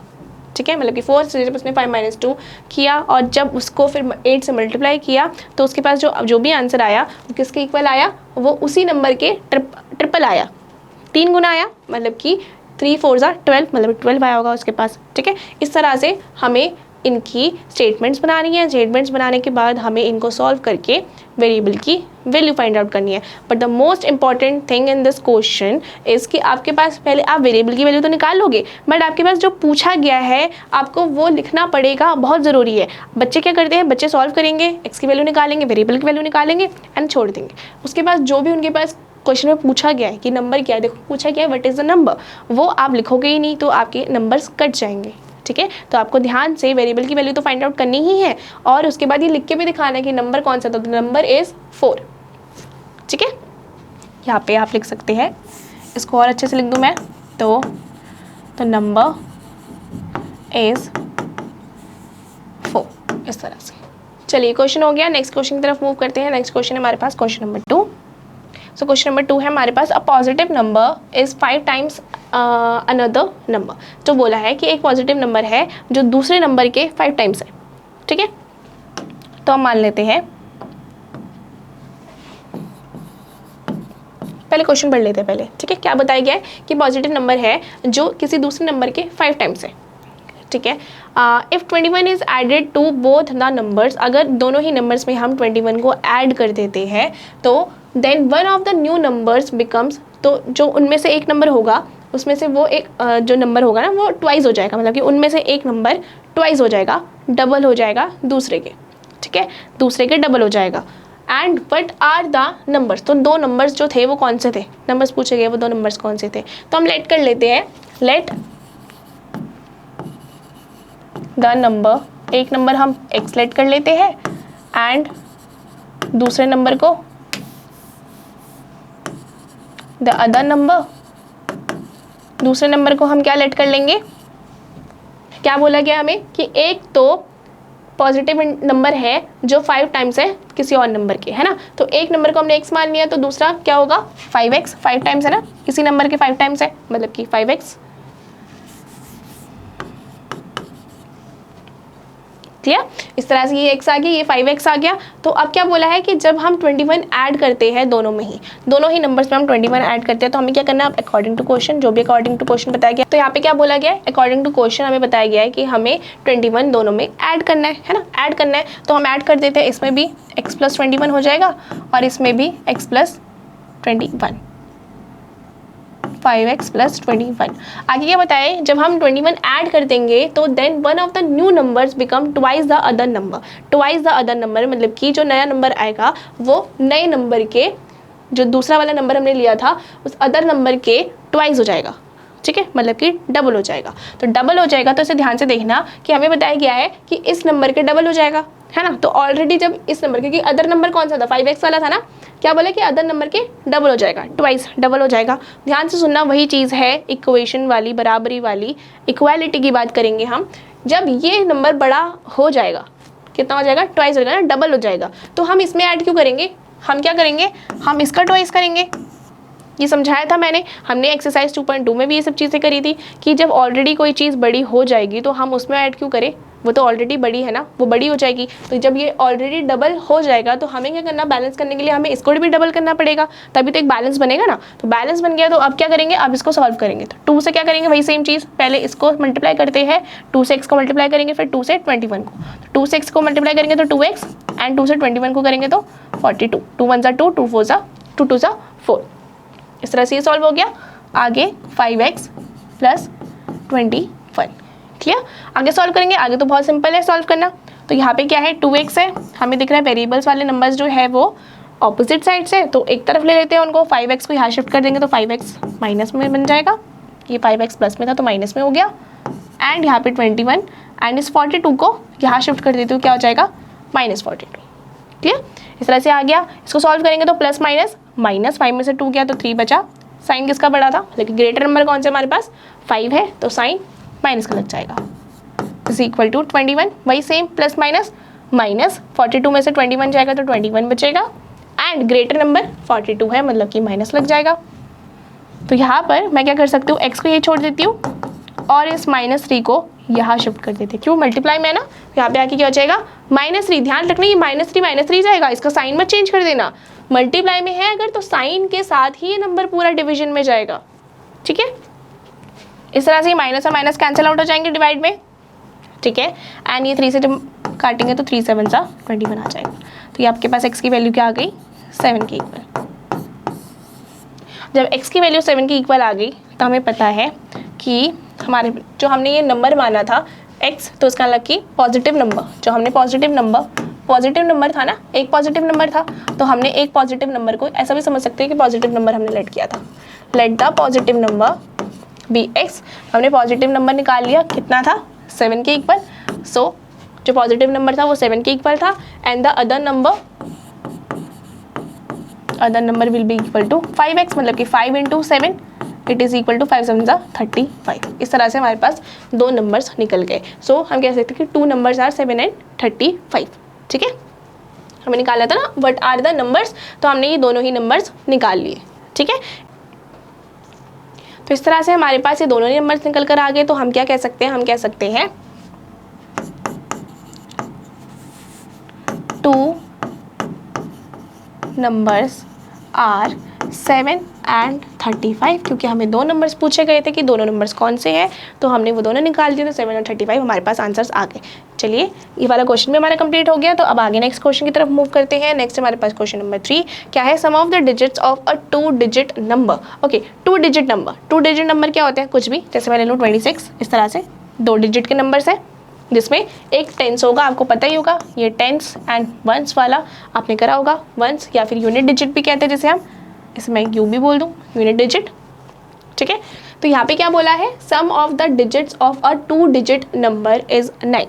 तो हमें बताया गया है कि 2 डिजिट के नंबर्स है, ठीक है, 2 डिजिट का कोई नंबर है और उन 2 डिजिट का सम, जैसे कि मैं बोलूँ कि इसमें 2 डिजिट का सम क्या होगा, 2 + 6 8, इस तरह से। तो मैं ये बताया हुआ है क्वेश्चन में कि 2 डिजिट्स है, ठीक है, 2 डिजिट का कोई नंबर है एंड उन 2 डिजिट्स के नंबर्स का सम हमारे पास 8 है, clear. When we interchange the digit, it is found that the resulting new number is greater than the original number by 27। तो बोला है कि जब हम उनके डिजिट्स को इंटरचेंज करते हैं, इंटरचेंज मतलब कि हम इनके ऑर्डर को चेंज करते हैं, मतलब कि ये 62 कर देते हैं, मतलब कि यूनिट डिजिट में अब 2 आ जाएगा एंड टेंस डिजिट में क्या आ जाएगा, 6, ठीक है, ये आ जाएगा। तो हमें दिख रहा है कि जो रिजल्टिंग न्यू नंबर आएगा, जो नया नंबर आया है, वो ओरिजिनल नंबर से 27 ग्रेटर है, 27 बड़ा है ओरिजिनल नंबर से, ठीक है। What is the 2 digit number, तो 2 डिजिट नंबर क्या है, ये क्वेश्चन ध्यान से समझना है, क्योंकि इस क्वेश्चन में बहुत बच्चों को कन्फ्यूजन होगी एंड मतलब होती है जनरली, तो इसलिए इस क्वेश्चन को हमें बहुत ध्यान से समझना है, ठीक है। चलिए स्टार्ट करते हैं। तो ये तो आपको समझ आ गया कि क्वेश्चन में क्या बोला गया, क्वेश्चन में बोला है कि आपके पास 2 डिजिट का नंबर है और उन 2 डिजिट का सम क्या है, 9 है। यहाँ पे मैंने आपको जो एग्जाम्पल दिया, इसमें 2 डिजिट का सम क्या है, 8। अब क्या बोला है कि जब हम इन डिजिट को इंटरचेंज करते, इस डिजिट को इंटरचेंज कर दे, मतलब कि 6 टेंस की जगह लिख दे एंड 2 यूनिट डिजिट की जगह लिख दे, ठीक है, इस तरह से इंटरचेंज कर दे, तो जो हमारे पास ये जो नया नंबर निकल कर आया है, ये जो नया नंबर निकल कर आया है वो 27 बड़ा है, 27 बड़ा है। इस तरह से हमें इक्वेशन बनानी है। चलिए इसे सॉल्व करते हैं साथ में। तो सबसे पहले तो हमें पता ही नहीं है कि टेंस डिजिट क्या है या यूनिट डिजिट क्या है, हमें तो पता ही नहीं है ना। तो हम लेट करेंगे, तो हम लेट करेंगे, let the tens digit number is equal to x। तो मैंने क्या कर लिया, टेंस डिजिट को हमने x लेट कर लिया, clear, and unit digit number.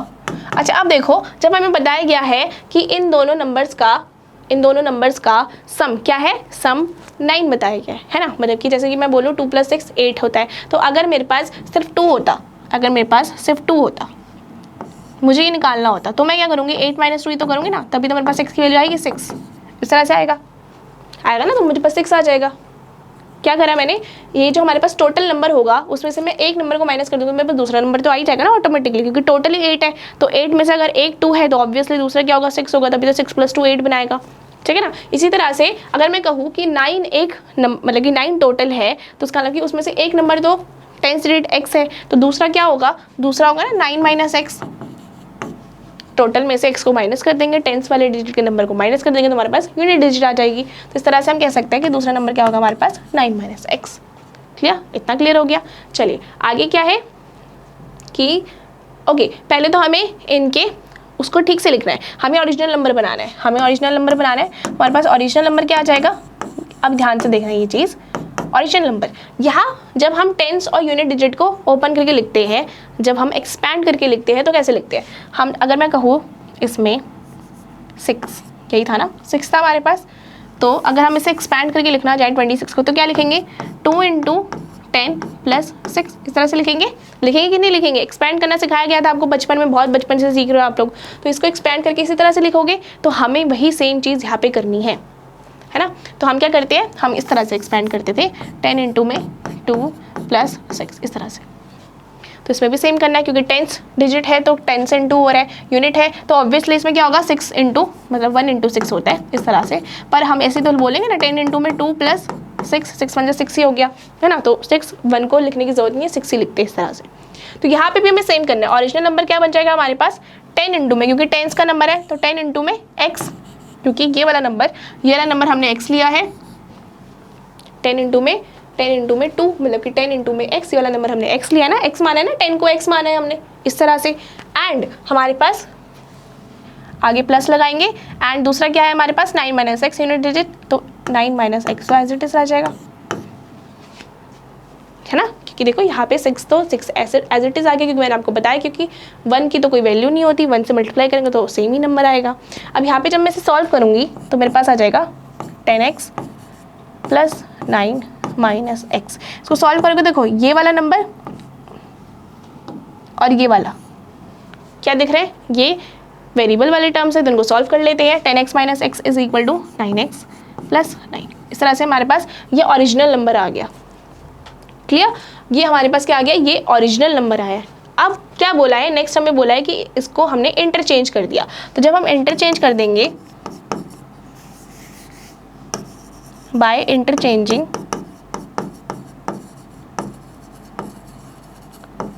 Interchange करेंगे तो क्या होगा, इसमें भी बहुत ध्यान से देखना आपको। आप इंटरचेंज कर रहे हैं तो उसका मतलब कि हमारे पास यूनिट डिजिट क्या हो जाएगी, यूनिट डिजिट क्या थी 9 माइनस एक्स, तो हमारे पास ये 10 की डिजिट बन जाएगी एंड यूनिट डिजिट क्या बन जाएगी x, इस तरह से है ना। यही तो हुआ, इसमें भी तो यही हुआ, 6 को यहाँ पे लिख दिया हमने 10 डिजिट के नीचे और यूनिट डिजिट के नीचे क्या लिख दिया 2। अब जब मैं इस नंबर को जब 62 को मैं एक्सपैंड करके लिखूंगी तो क्या लिखूंगी मैं 10 इंटू में 6 प्लस 2 इस तरह से लिखूंगी ना, है ना।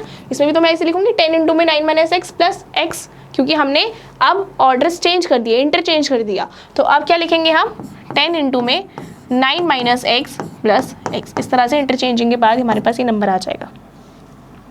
तो 10 को जब मैं 9 से इंटू करूँगी क्या करेंगे, सेम वैसा ही है ये वाला भी, इसमें आपको दिख रहा होगा कि ये और ये मल्टीप्लाई होगा, तो हम जब 10 से 9 को मल्टीप्लाई करेंगे तो हमारे पास 90 आ जाएगा, और x से करेंगे तो ये आ जाएगा 10x प्लस एक्स। आगे सॉल्व करेंगे इसे तो ये आ जाएगा minus 10x plus x, minus plus minus 10x से x गया तो कितना बचा 9x, एंड 10 जो था वो ग्रेटर नंबर था तो उसका साइन लग गया तो 90 माइनस 9x बच गया। तो इंटरचेंज करने के बाद ओरिजिनल नंबर जो हमारे पास ये आया, इंटरचेंज करने के बाद हमारे पास जो न्यू नंबर निकल कर आया वो किसके इक्वल आया, इसके इक्वल। क्लियर, ये आ गया हमारे पास दोनों। अब अकॉर्डिंग टू क्वेश्चन क्या बोला गया है हमें, when we interchange the digits it is found that the resulting new number जो नया नंबर है is greater than the original number by 27। तो नया नंबर जो है वो ओरिजिनल नंबर से 27 ज़्यादा है, तो इसका मतलब कि ये हमारे पास क्या है, हमारे पास ओरिजिनल नंबर है 9x प्लस 9, ठीक है, इज इक्वल टू में 90 माइनस 9x इस तरह से। तो ओरिजिनल नंबर क्या है हमारे पास ये, एंड न्यू नंबर क्या है हमारे पास 90 माइनस 9x इस तरह से है। क्या बोला गया है कि जब रिजल्ट आता है तो वो किसके क्या होता है कि जो न्यू नंबर है वो ओरिजिनल नंबर से 27 ज़्यादा है। न्यू नंबर जो है वो ओरिजिनल नंबर से 27 ज़्यादा है। तो क्या ये ऑलरेडी ज़्यादा है ना, कौन ज़्यादा है, जो न्यू नंबर है वो ऑलरेडी ज़्यादा है। तो अगर हमें बैलेंस करना है तो हमें क्या करना पड़ेगा, हमें ऑब्वियसली इसको ज़्यादा बनाना पड़ेगा ना, क्योंकि ये तो ऑलरेडी ज़्यादा है, तो ऑलरेडी ज़्यादा उसमें थोड़ी हम ऐड करेंगे, हमें क्या 27 को ऐड करना है किसमें, जो न्यू नंबर जो ओरिजिनल नंबर होगा, तभी तो बैलेंस बनेगा। तो इस तरह से हमने इसमें ऐड कर दिया, तो आगे सॉल्व करेंगे तो ये 9x आ जाएगा, 9 plus 27 is equal to 36 is equal to 90 minus 9x। इसको आगे सॉल्व करेंगे इसको आगे सॉल्व करेंगे तो हमारे पास दिख रहा है ये 9x है और यहाँ पे 9x है, तो हम इनको एक साथ लिख लेते हैं। 9x ये माइनस में था तो यहाँ पे आके क्या हो जाएगा, प्लस में 9x। 9x plus 9x is equal to 90 और ये 36 यहाँ पे कांस्टेंट है तो यहाँ पे जाके क्या हो जाएगा, -36। क्लियर, हमने वेरिएबल्स वाले को साथ में रख लिया, कांस्टेंट्स को एक साथ रख लिया। 9x plus 9x is equal to 18x is equal to 90 minus 36, क्या आ जाएगा आपके पास 4 और आ जाएगा आपके पास 54। क्लियर, क्या आगे 18x इज इक्वल टू 54। आगे सॉल्व करते हैं, यहीं पे सॉल्व कर देती हूँ उसे। क्या आ गया आपके पास 18x इज इक्वल टू 54। ठीक है, अब क्या होगा, ये 18 जो है वो यहाँ आके डिवाइड हो जाएगा, मल्टीप्लाई में था तो यहाँ पे आके डिवाइड हो गया एंड 18 3 से क्या आ जाएगा 54 और x की वैल्यू क्या आ गई आपके पास 3।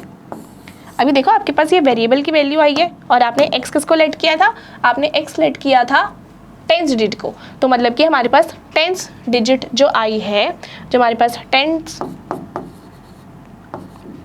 डिजिट आई है वो किसकी इक्वल आ गई, 3 के, है ना। हमारे पास x की वैल्यू 3 निकली तो हमारे पास 10th डिजिट किसके इक्वल आ गई, 3 के। एंड यूनिट डिजिट तो क्या लेट किया था हमने, 9 माइनस एक्स, तो हमारे पास क्या आ जाएगा 9 माइनस 3 6 के इक्वल।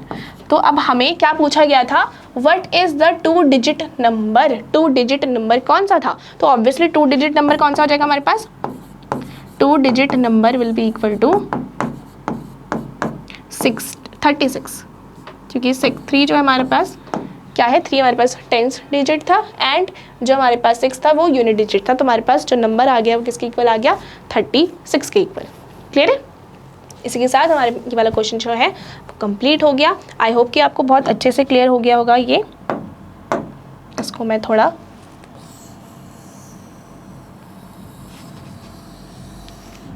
क्योंकि ये था जो समझाने वाला पार्ट था, क्योंकि उसको मैंने अलग से रखा है सो दैट कि अगर आपको समझना हो तो आप इस तरह से भी समझ सकते हैं। मैंने आपको बहुत सिंप्लीफाई करके समझाया है, सिंपल एग्जांपल्स लेके समझाया है, क्योंकि ये क्वेश्चन बहुत सारे बच्चों को कन्फ्यूजन में रखता है, इसलिए आपको ये समझना बहुत ज़रूरी था। ठीक है, चलिए, क्योंकि ये questions examination point of view से बहुत इंपॉर्टेंट है, एग्जाम्स में आते हैं ये क्वेश्चंस। यस, तो हमारे पास नेक्स्ट क्वेश्चन है क्वेश्चन नंबर 4। क्या है question number 4, one of the 2 digits of a 2 digit number is 3 times the other digit. क्या बोला है कि 2 डिजिट नंबर है, तो 2 डिजिट नंबर्स के मान लो कि ये एक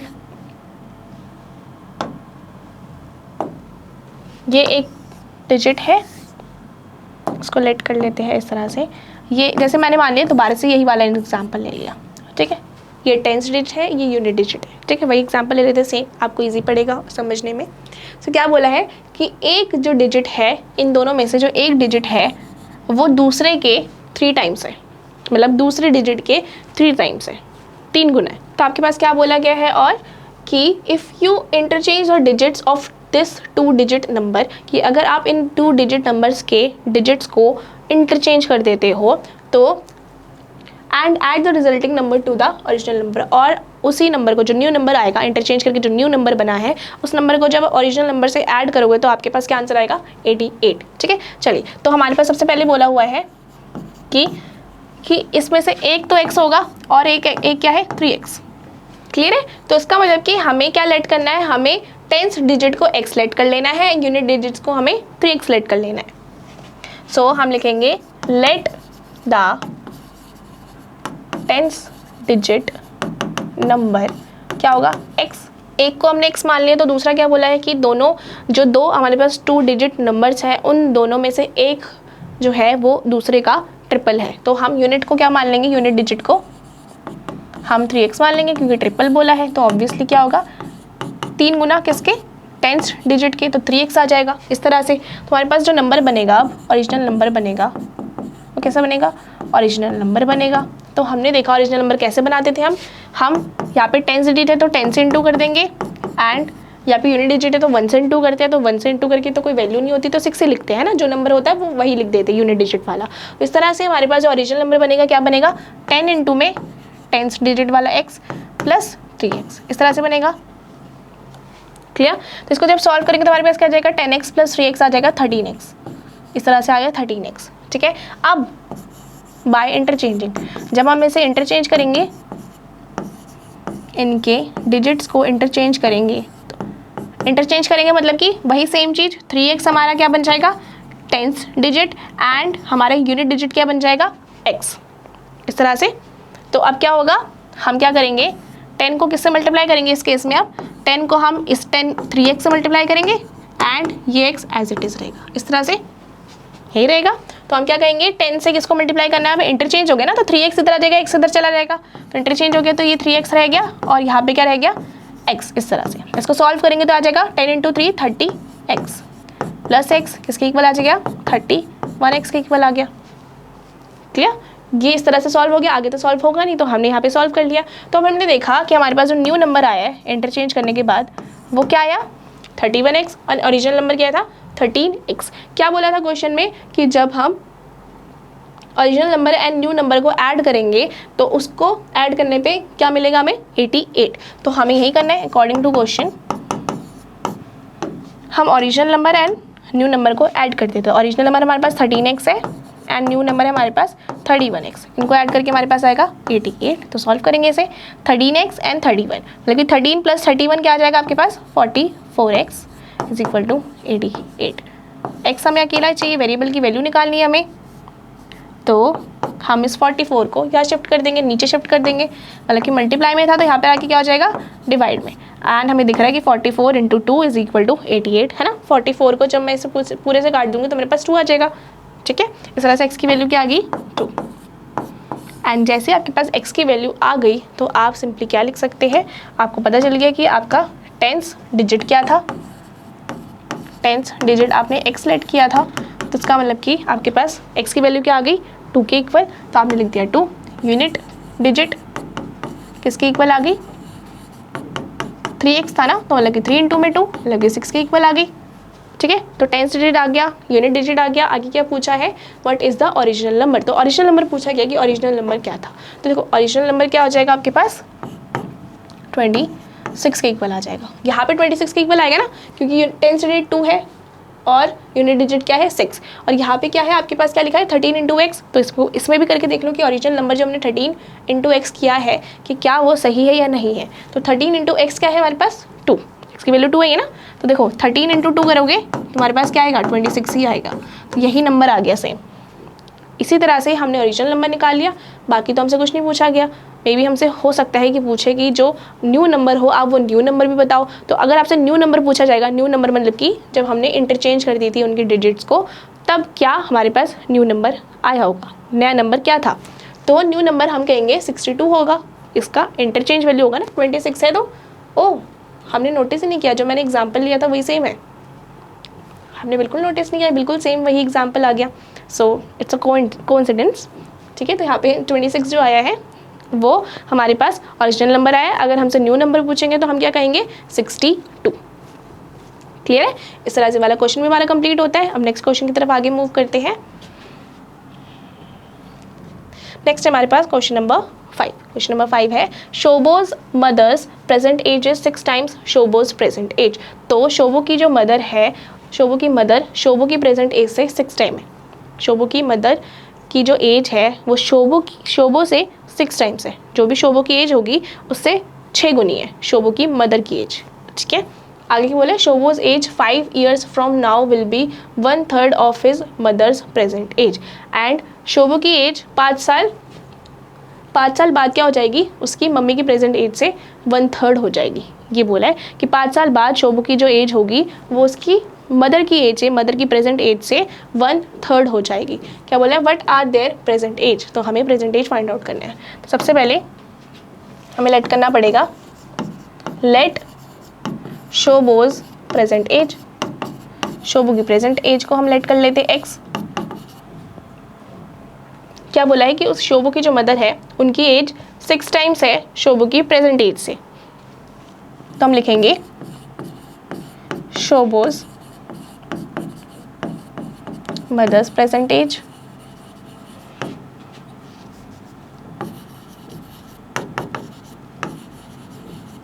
किसकी इक्वल आ जाएगी 6x है ना, 6 टाइम्स है, ठीक है 6 टाइम है।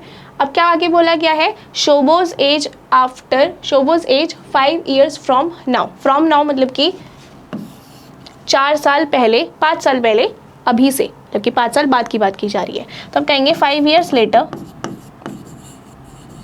या फिर 5 years फ्रॉम नाउ, अभी से 5 साल बाद क्या होगा, शोबो की एज कितनी हो जाएगी। देखो अगर आपकी एज अभी 20 है या 15 है तो अभी से 4 साल बाद आपकी एज कितनी हो जाएगी, 15 + 4 है ना। तो क्या करेंगे आप 15 + 4 को ऐड करोगे तो आपके पास 19 आ जाएगा। इसी तरह से शोबो की जो भी प्रेजेंट एज होगी 4 साल बाद, उसकी प्रेजेंट एज में अगर हम 4 को ऐड कर देंगे तो हमें पता चल जाएगा, है ना। चलिए तो हम लिख देंगे कि शोबो की एज कितनी हो जाएगी, शोबो की प्रेजेंट एज कितनी थी, x थी, तो हम उसमें 5 ऐड कर देंगे क्योंकि यहाँ पर 5 years बोला है ना, तो 5 ऐड करेंगे, ठीक है। तो यहाँ पे शोबो की एज कितनी होगी after 5 years, x + 5। Shobo's age 5 years from now will be 1/3 of his mother's present age, तो मतलब कि शोबो की 5 years बाद जो भी एज होगी वो उसके मदर्स की प्रेजेंट एज से, उसकी मदर की प्रेजेंट एज से 1/3 होगी। तो इसका मतलब कि अकॉर्डिंग टू क्वेश्चन हमें क्या बताया गया है कि जो शोबो की 5 साल बाद एज होगी, मतलब कि 5 years लेटर उसकी क्या हो जाएगी, x + 5, ठीक है, वो किसके इक्वल होगी, उसकी मदर के प्रेजेंट एज के 1/3, है ना, 1/3 होगी, मतलब कि उसकी मदर के प्रेजेंट एज के 1/3 होगी। क्लियर है, किसके 1/3 होगी, उसके मदर के प्रेजेंट एज के 1/3। क्लियर, उसके मदर मतलब 6x थी उसकी प्रेजेंट मदर की प्रेजेंट एज कितनी थी, 6x, और उसके कितनी होगी 1/3, तो मतलब कि हमने इसको मल्टीप्लाई कर दिया, सिंपल। और इस तरह से भी समझ सकते हैं कि अगर किसकी एज हो जाएगी 1/3, शोबो की एज हो जाएगी, तो शोबो की एज जब ऑलरेडी 1/3 हो जाएगी तो हमें क्या करना है, हमें उसको बैलेंस करने के लिए किसके साथ मल्टीप्लाई करना पड़ेगा, 1/3 उसकी मदर की एज के साथ, है ना, क्योंकि ये ऑलरेडी 1/3 होगी तो हमें इसको भी तो बनाना पड़ेगा सेम इक्वल करने के लिए। इस तरह से हम 1/3 को इससे मल्टीप्लाई कर देंगे उसकी मदर की प्रेजेंट एज से। क्लियर, चलिए आगे सॉल्व करेंगे। यहाँ पे दिख रहा है मुझे ये कट रहा है तो हम इसे डिवाइड कर देते हैं, 3 × 6, तो आ जाएगा x + 5 = 2x। आगे x माइनस, ये देखो ये 2x है तो हम क्या करते हैं, इस 2x को शिफ्ट कर देते हैं एंड इस +5 को बाहर ले जाते हैं, तो यह क्या हो जाएगा -5, है ना, -5 हो जाएगा। इसको आगे सॉल्व करेंगे तो ये प्लस माइनस क्या हो जाएगा, -2 में से 1 जाएगा, सिर्फ 1 बचेगा, एंड यहाँ पे 2 जो है वो क्या था, ग्रेटर नंबर है, जिसका मतलब कि माइनस का साइन लग जाएगा एंड इज इक्वल टू -5। ये तो हम बहुत बार कर चुके हैं कि यहाँ पे अगर सिमिलर साइन देखिए माइनस दिख रहा है तो वो दोनों ही कैंसिल आउट होकर क्या हो जाते हैं, प्लस बन जाते हैं। तो x की वैल्यू क्या आ गई आपके पास 5। तो जब x की वैल्यू आ गई आपके पास 5 तो आप क्या कहोगे कि आपके पास शोबो की एज आ जाएगी, आप कहोगे शोबोस प्रेजेंट एज क्या आ जाएगी आपके पास, किसकी इक्वल आ जाएगी, 5 के इक्वल, 5 years। एंड इसी तरह से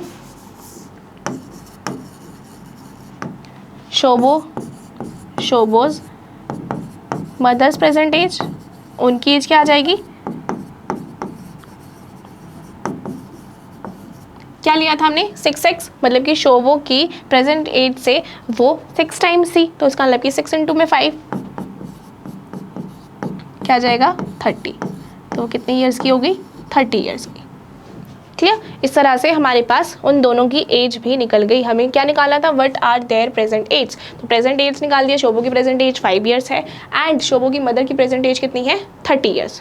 क्लियर, इस तरह से वाला क्वेश्चन हमारा कंप्लीट होता है। सो अब हम नेक्स्ट क्वेश्चन की तरफ मूव कर रहे हैं। हमारे पास नेक्स्ट क्वेश्चन है क्वेश्चन नंबर 6।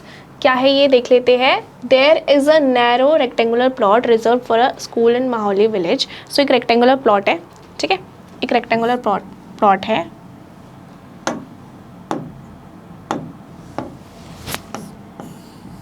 ये हमने मान लिया एक रेक्टेंगुलर प्लॉट है, ठीक है। आगे क्या बोला है, the length and breadth of the plot are in the ratio of 11:4। तो हमें पता है कि जब हमारे पास रेशियोज में नंबर होते हैं तो हम कैसे लेट करते हैं, जैसे कि ये 11:4 है, सबसे पहले हमें क्या बताया गया लेंथ के बारे में, तो हम लेंथ को क्या लेट कर लेंगे 11x, ऐसे ही सेम ब्रेथ को हम क्या लेट कर लेंगे 4x, ठीक है। ये ऐसे क्वेश्चन हम बहुत बार कर चुके हैं। सो हमारे पास लेंथ और ब्रेथ हमें रेशियोज में गिवन है, तो हम इसी को लिख लेते हैं सबसे पहले, लेट द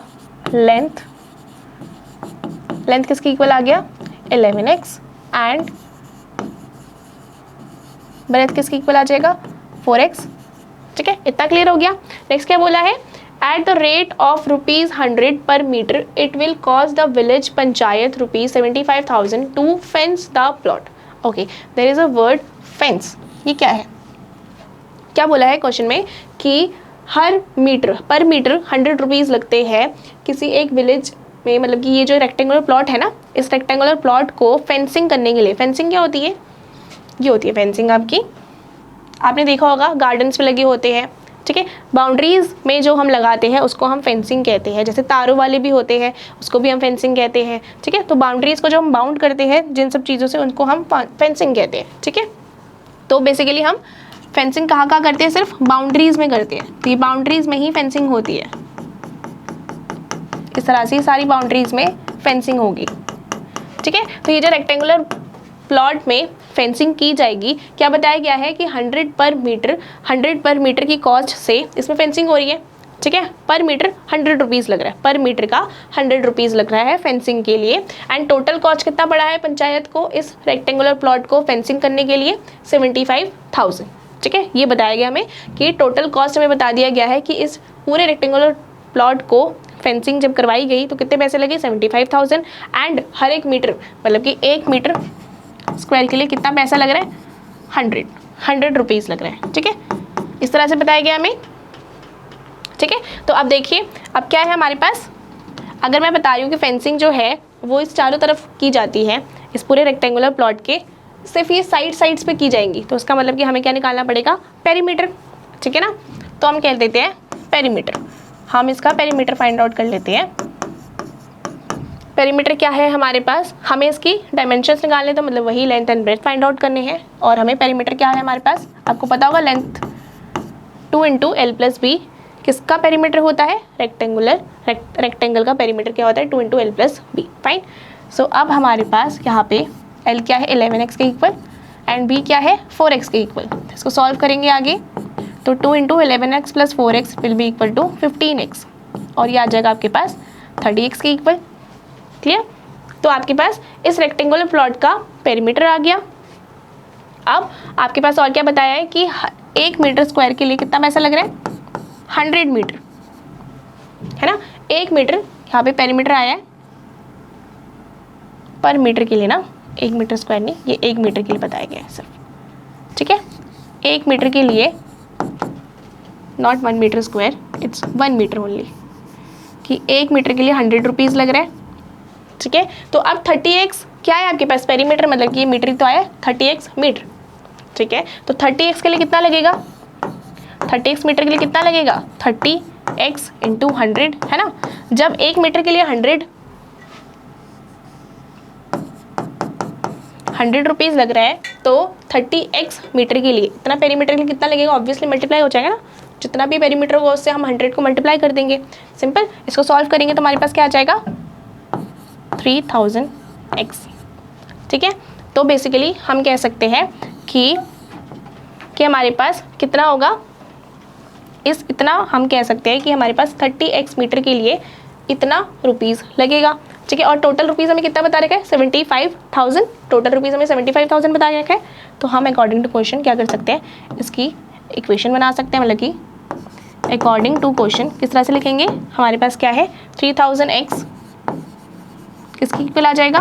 टोटल कॉस्ट कितनी बताइए हमारे पास? 75,000, ठीक है।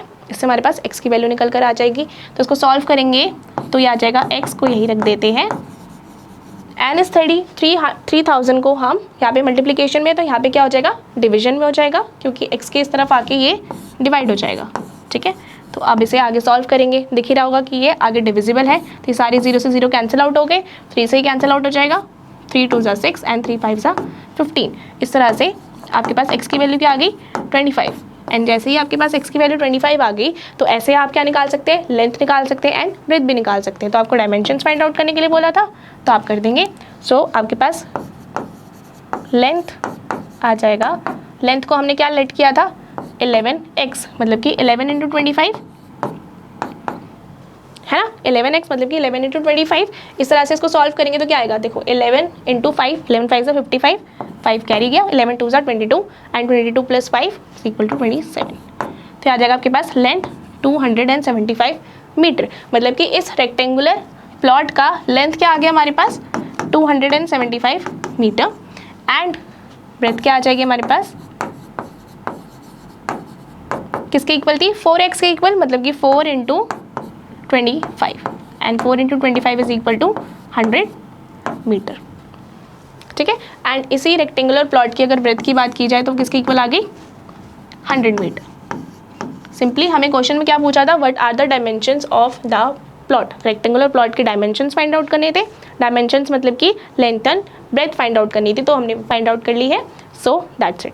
तो चलिए हम नेक्स्ट क्वेश्चन की तरफ मूव करते हैं। नेक्स्ट क्वेश्चन है हमारे पास क्वेश्चन नंबर 7। क्या बताया है, Hasan buys 2 kinds of cloth materials for school uniforms. ठीक है, तो बताया गया है कि हसन ने दो तरह के उसने क्लॉथ मटेरियल्स लिए स्कूल यूनिफॉर्म्स के लिए। ठीक है, एक है shirt material that cost him 50 rupees पर मीटर। तो एक तो उसने शर्ट मटेरियल लिया है जो उसको हर मीटर पर मीटर कितना पड़ा है, 50 रुपीज़ का। एंड दूसरा लिया उसने ट्राउज़र मटेरियल लिया है दैट कॉस्ट हिम 90 रुपीज़ पर मीटर। ठीक है, तो शर्ट मटेरियल मैं यहाँ पे लिख देती हूँ, शर्ट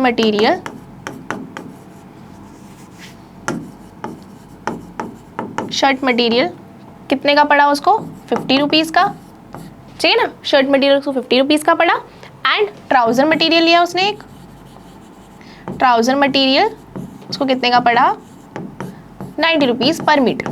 ये पर मीटर की बात की जा रही है कि हर एक मीटर कितने रुपीज़ का पड़ा, शर्ट मटेरियल 50 रुपीज़ का एंड ट्राउज़र मटेरियल 90 रुपीज़ का। नेक्स्ट क्या बोला गया है, for every 3 metres of the shirt material he buys 2 metres of the trouser material. तो बोला गया है कि उसने 3 मीटर शर्ट मटेरियल खरीदा है एंड उसने 2 मीटर ट्राउज़र मटेरियल खरीदा है। ठीक है, तो यही चीज़ बोली गई है, तो हम इसी को लेट कर लेंगे कि उसने कितना खरीदा होगा, कितना मीटर उसने खरीदा होगा, हमें तो पता नहीं है, तो हम इसे लेट कर लेते हैं। तो हम इसे लेट कर लेते हैं इस तरह से, let the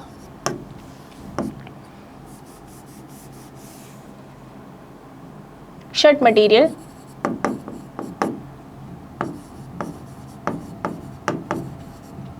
is equal to 3x, क्योंकि 3 मीटर उसने शर्ट मटेरियल खरीदा है, ऐसे ही 2 मीटर उसने ट्राउज़र मटेरियल खरीदा है। तो हम ट्राउज़र मटेरियल को भी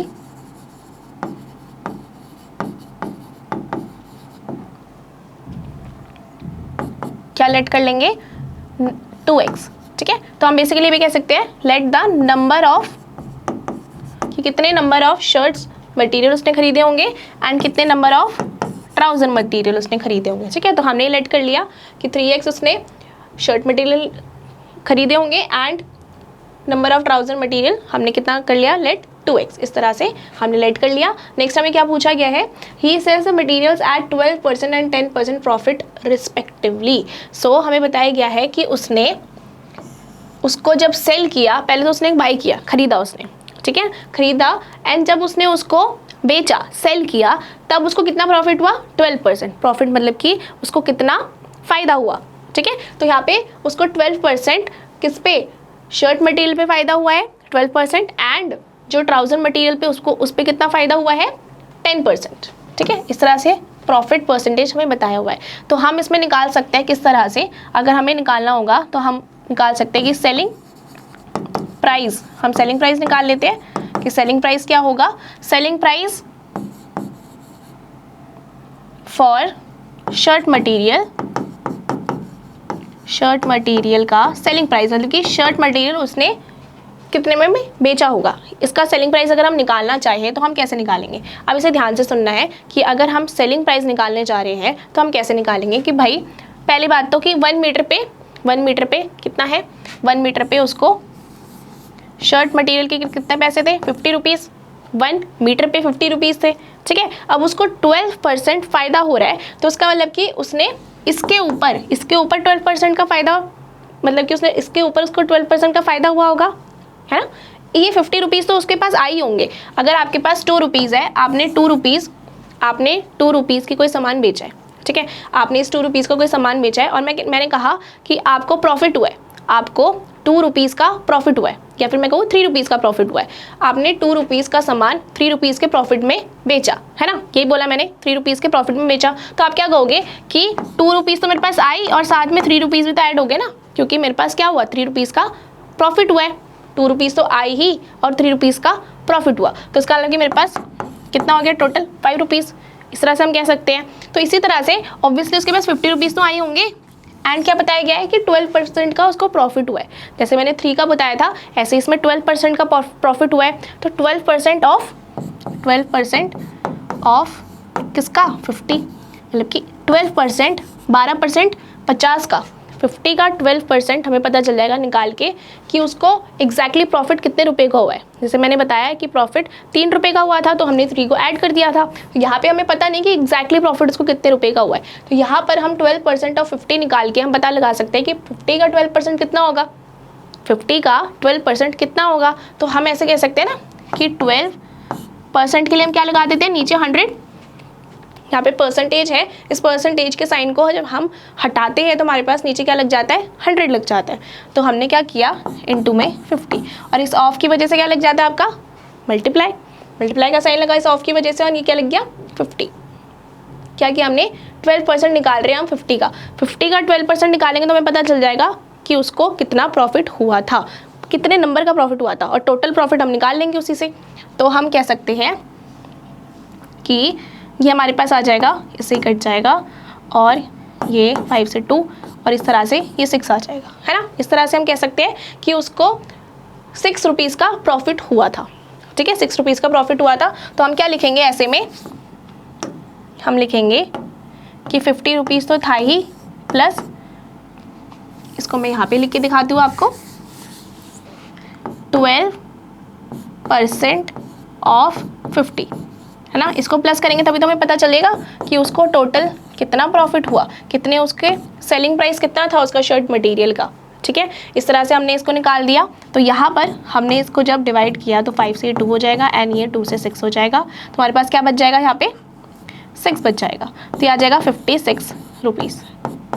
तो उसने 50 रुपीज़ के सामान को कितने में बेचा, 56 रुपीज़ में, तो उसको प्रॉफिट ही तो हुआ, 6 रुपये का प्रॉफिट हुआ, है ना। तो हमें देखो, जैसे मैंने आपको एग्जांपल दिया था 2 और 3 रुपीज़ वाला, कि 2 रुपीज़ में कोई चीज़ बेची है पर आपको प्रॉफिट हुआ 3 रुपीज़ का, तो उसमें मैंने क्या कहा था कि 2 भी होगा और उसमें हमने 3 को ऐड किया है ना। सेम वही चीज़ है, 50 तो था ही, और 50 में क्या ऐड हो गया, 6 ऐड हो गया।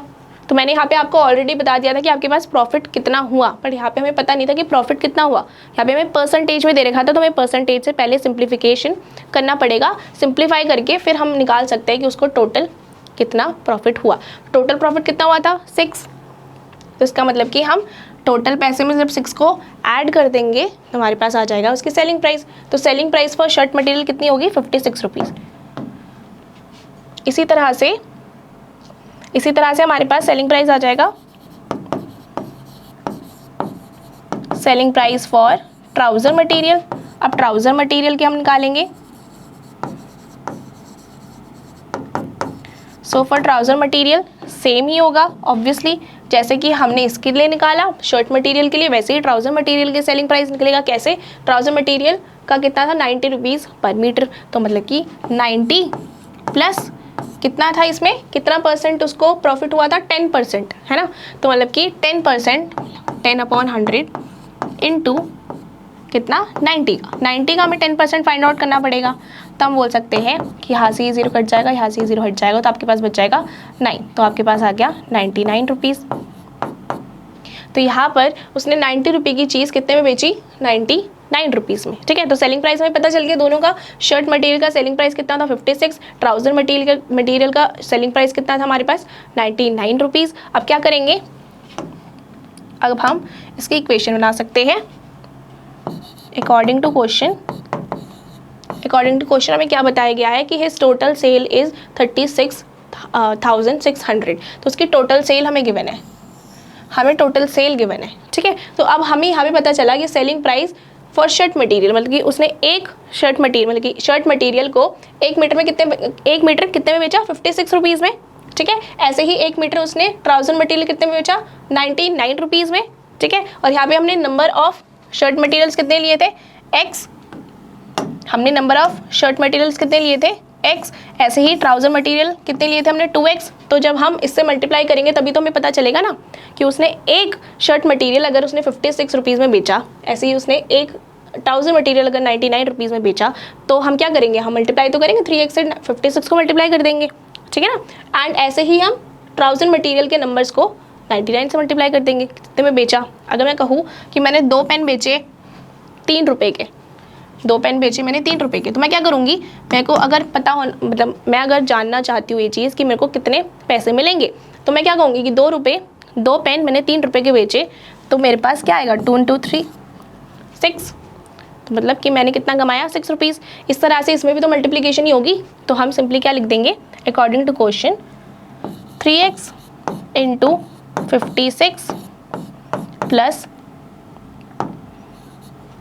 2x × 99 किसके इक्वल आ जाएगा, टोटल रुपीज़ के इक्वल 36,000 के, सॉरी ये है 36,600 के इक्वल। ठीक है, इसको अब आगे सॉल्व करेंगे। ये आपके पास इक्वेशन बनकर आई है, इसको सॉल्व करोगे तो क्या आ जाएगा, 3 से आप इसको सॉल्व करोगे, 3 6 18, 1 कैरी, 3 5 15, तो आ जाएगा 168x प्लस ये आ जाएगा आपके पास 2 9 18, 2 9 18, 1 कैरी गया, 2 9 18 अगेन, तो आ जाएगा 198x इज इक्वल टू 36600। ठीक है, इस तरह से आ गया। इसको आगे सॉल्व करेंगे तो ये क्या है, देखो दोनों ही क्या है, दोनों ही वेरिएबल के साथ है, दोनों ही वेरिएबल वाले टर्म्स है, इन दोनों को ऐड कर देते हैं। इनको ऐड करेंगे तो 8 और 8 क्या आ जाएगा, 6 आ जाएगा, 1 कैरी गया, ये आ गया 10, 10 + 6 16, 6 फिर 1 कैरी गया, तो यहाँ पे आ जाएगा 366 और ये x आ जाएगा इज इक्वल टू 36,600। क्लियर, इस तरह से आ गया। अब यहाँ पे x खाली नहीं है, x को हमें खाली रखना है, तो हम क्या करेंगे, x को यहीं पे छोड़ देते हैं एंड क्या करेंगे, 36,600 के नीचे इस 366 को ले जाएंगे, है ना। यहाँ पे मल्टीप्लिकेशन में है तो यहाँ पे आके क्या हो जाएगा, डिवीजन में। इसी तरह से हम क्या लिख देंगे, 36,600 अपॉन 366।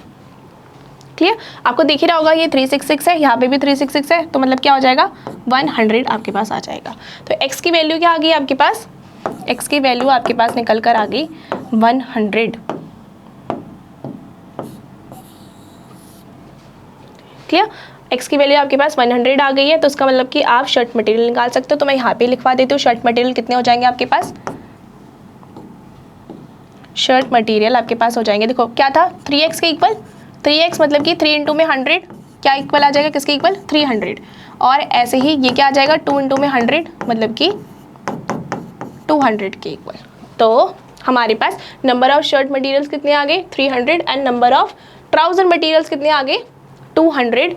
ठीक है, इसी तरह से हमारे पास ये क्वेश्चन कंप्लीट हो गया। हमसे क्या पूछा गया था कि हमें क्या पूछा था लास्ट में, how much trouser material did he buy. So basically हमसे पूछा गया कि उसने ट्राउजर मटेरियल्स कितने खरीदे होंगे। तो ट्राउजर मटेरियल्स कितने खरीदे हैं 200। तो चलिए इस क्वेश्चन का भी यहाँ पर ये कंप्लीट होता है ये वाला क्वेश्चन। आपको आई होप कि आप अच्छे से समझ आ गया होगा, क्योंकि ये क्वेश्चन बहुत इंपॉर्टेंट था, क्योंकि इसमें सेलिंग प्राइस के बारे में बात की गई थी, प्रॉफिट के बारे में बात की गई थी। तो इस वाले क्वेश्चन को ध्यान से करना है आपको। चलिए नेक्स्ट क्वेश्चन की तरफ मूव करते हैं आगे। तो यहाँ पे क्या बताया गया है आपको कि half of a herd of deer are grazing. तो मतलब कि एक डियर का ग्रुप है, ठीक है, उस ग्रुप में से हाफ ऑफ द ग्रुप जो है वो क्या कर रहा है, वो घास चर रहा है। ठीक है, बेसिकली क्या बताया गया, ग्रेजिंग इन द फील्ड मतलब कि वो घास चर रहा है। Half of the group of dear क्या कर रहा है, वो ग्रेज कर रहे हैं, मतलब कि घास चर रहे हैं फील्ड में। ठीक है, and 3/4 of the remaining are playing nearby. And उसमें से मतलब कि देखो पहले तो ऐसा समझ लो कि पूरा एक ग्रुप होगा, है ना, पूरा एक ग्रुप होगा। ठीक है, उसमें से हाफ ग्रुप जो है वो तो घास चर रहा है। ठीक है, तो अब कितना बच गया, हाफ में से हाफ बच गया, ऑब्वियसली एक में से आधा चला गया तो आधा ही तो बचा। अब तो क्या बोला है कि जो रिमेनिंग होंगे मतलब कि जो बच गए वो क्या है, वो साथ में खेल रहे हैं, मतलब कि पास में वो क्या कर रहे हैं, वो खेल रहे हैं। ठीक है, आगे ये बताए the rest 9 are drinking water. और जो 9 बच गए हैं उस टोटल ग्रुप में से जो 9 डियर्स बच गए हैं वो पानी पी रहे हैं। ठीक है, पॉन्ड से पानी पी रहे हैं। So find the number of dear in the heard. मतलब कि इस ग्रुप में, इस झुंड में हमें इस झुंड के मतलब कि नंबर ऑफ डियर्स बताने हैं कि इस पूरे ग्रुप में नंबर ऑफ डियर्स कितने हैं। सो हम लेट कर लेंगे let the total number of deers is equal to x। ठीक है ना, टोटल नंबर ऑफ डियर्स हमने x लेट कर लिया कि हमें नहीं पता कि टोटल नंबर ऑफ डियर्स कितने हैं। ठीक है, क्या बताया है कि half of the herd of deer are grazing in the field. So हम लिख सकते हैं नंबर ऑफ डियर्स ग्रेजिंग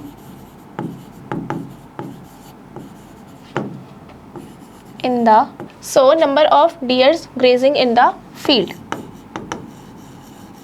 क्या और बताया हुआ है कि जितने भी टोटल नंबर ऑफ डियर्स होंगे उसमें से आधे ग्रुप का आधा, हाफ ग्रुप ग्रेज कर रहा है। ठीक है ना, हाफ ग्रुप मतलब कि x का हाफ है ना, x का हाफ, x का आधा ही, क्योंकि जब total number of dears x है तो उसके आधा ही तो ग्रेज कर रहे हैं ना, तो मतलब कि x/2 तो हमारे पास नंबर ऑफ डियर्स आ जाएंगे जो कि ग्रेज कर रहे हैं फील्ड में। नेक्स्ट क्या बताया है कि जो रिमेनिंग, जो बाकी बच गई है, and the 3/4 of the remaining are playing nearby. तो मतलब कि जो बच गए हैं, आधा ग्रुप जो बच गया है उसमें से भी 3/4 जो है, उसमें से भी जो 3/4 हिस्सा है वो डियर्स क्या कर रहे हैं, वो खेल रहे हैं। ठीक है, तो हम लिख देंगे number of deers playing is equal to, किसके इक्वल आ जाएगा, क्या बोल दिया है कि जो बचे हुए रिमेनिंग कितने बच गए, पूरे में से हमने हाफ तो इसमें लिख दिया, तो ऑब्वियसली एक और हाफ बच जाएगा, मतलब कि हाफ बच गए।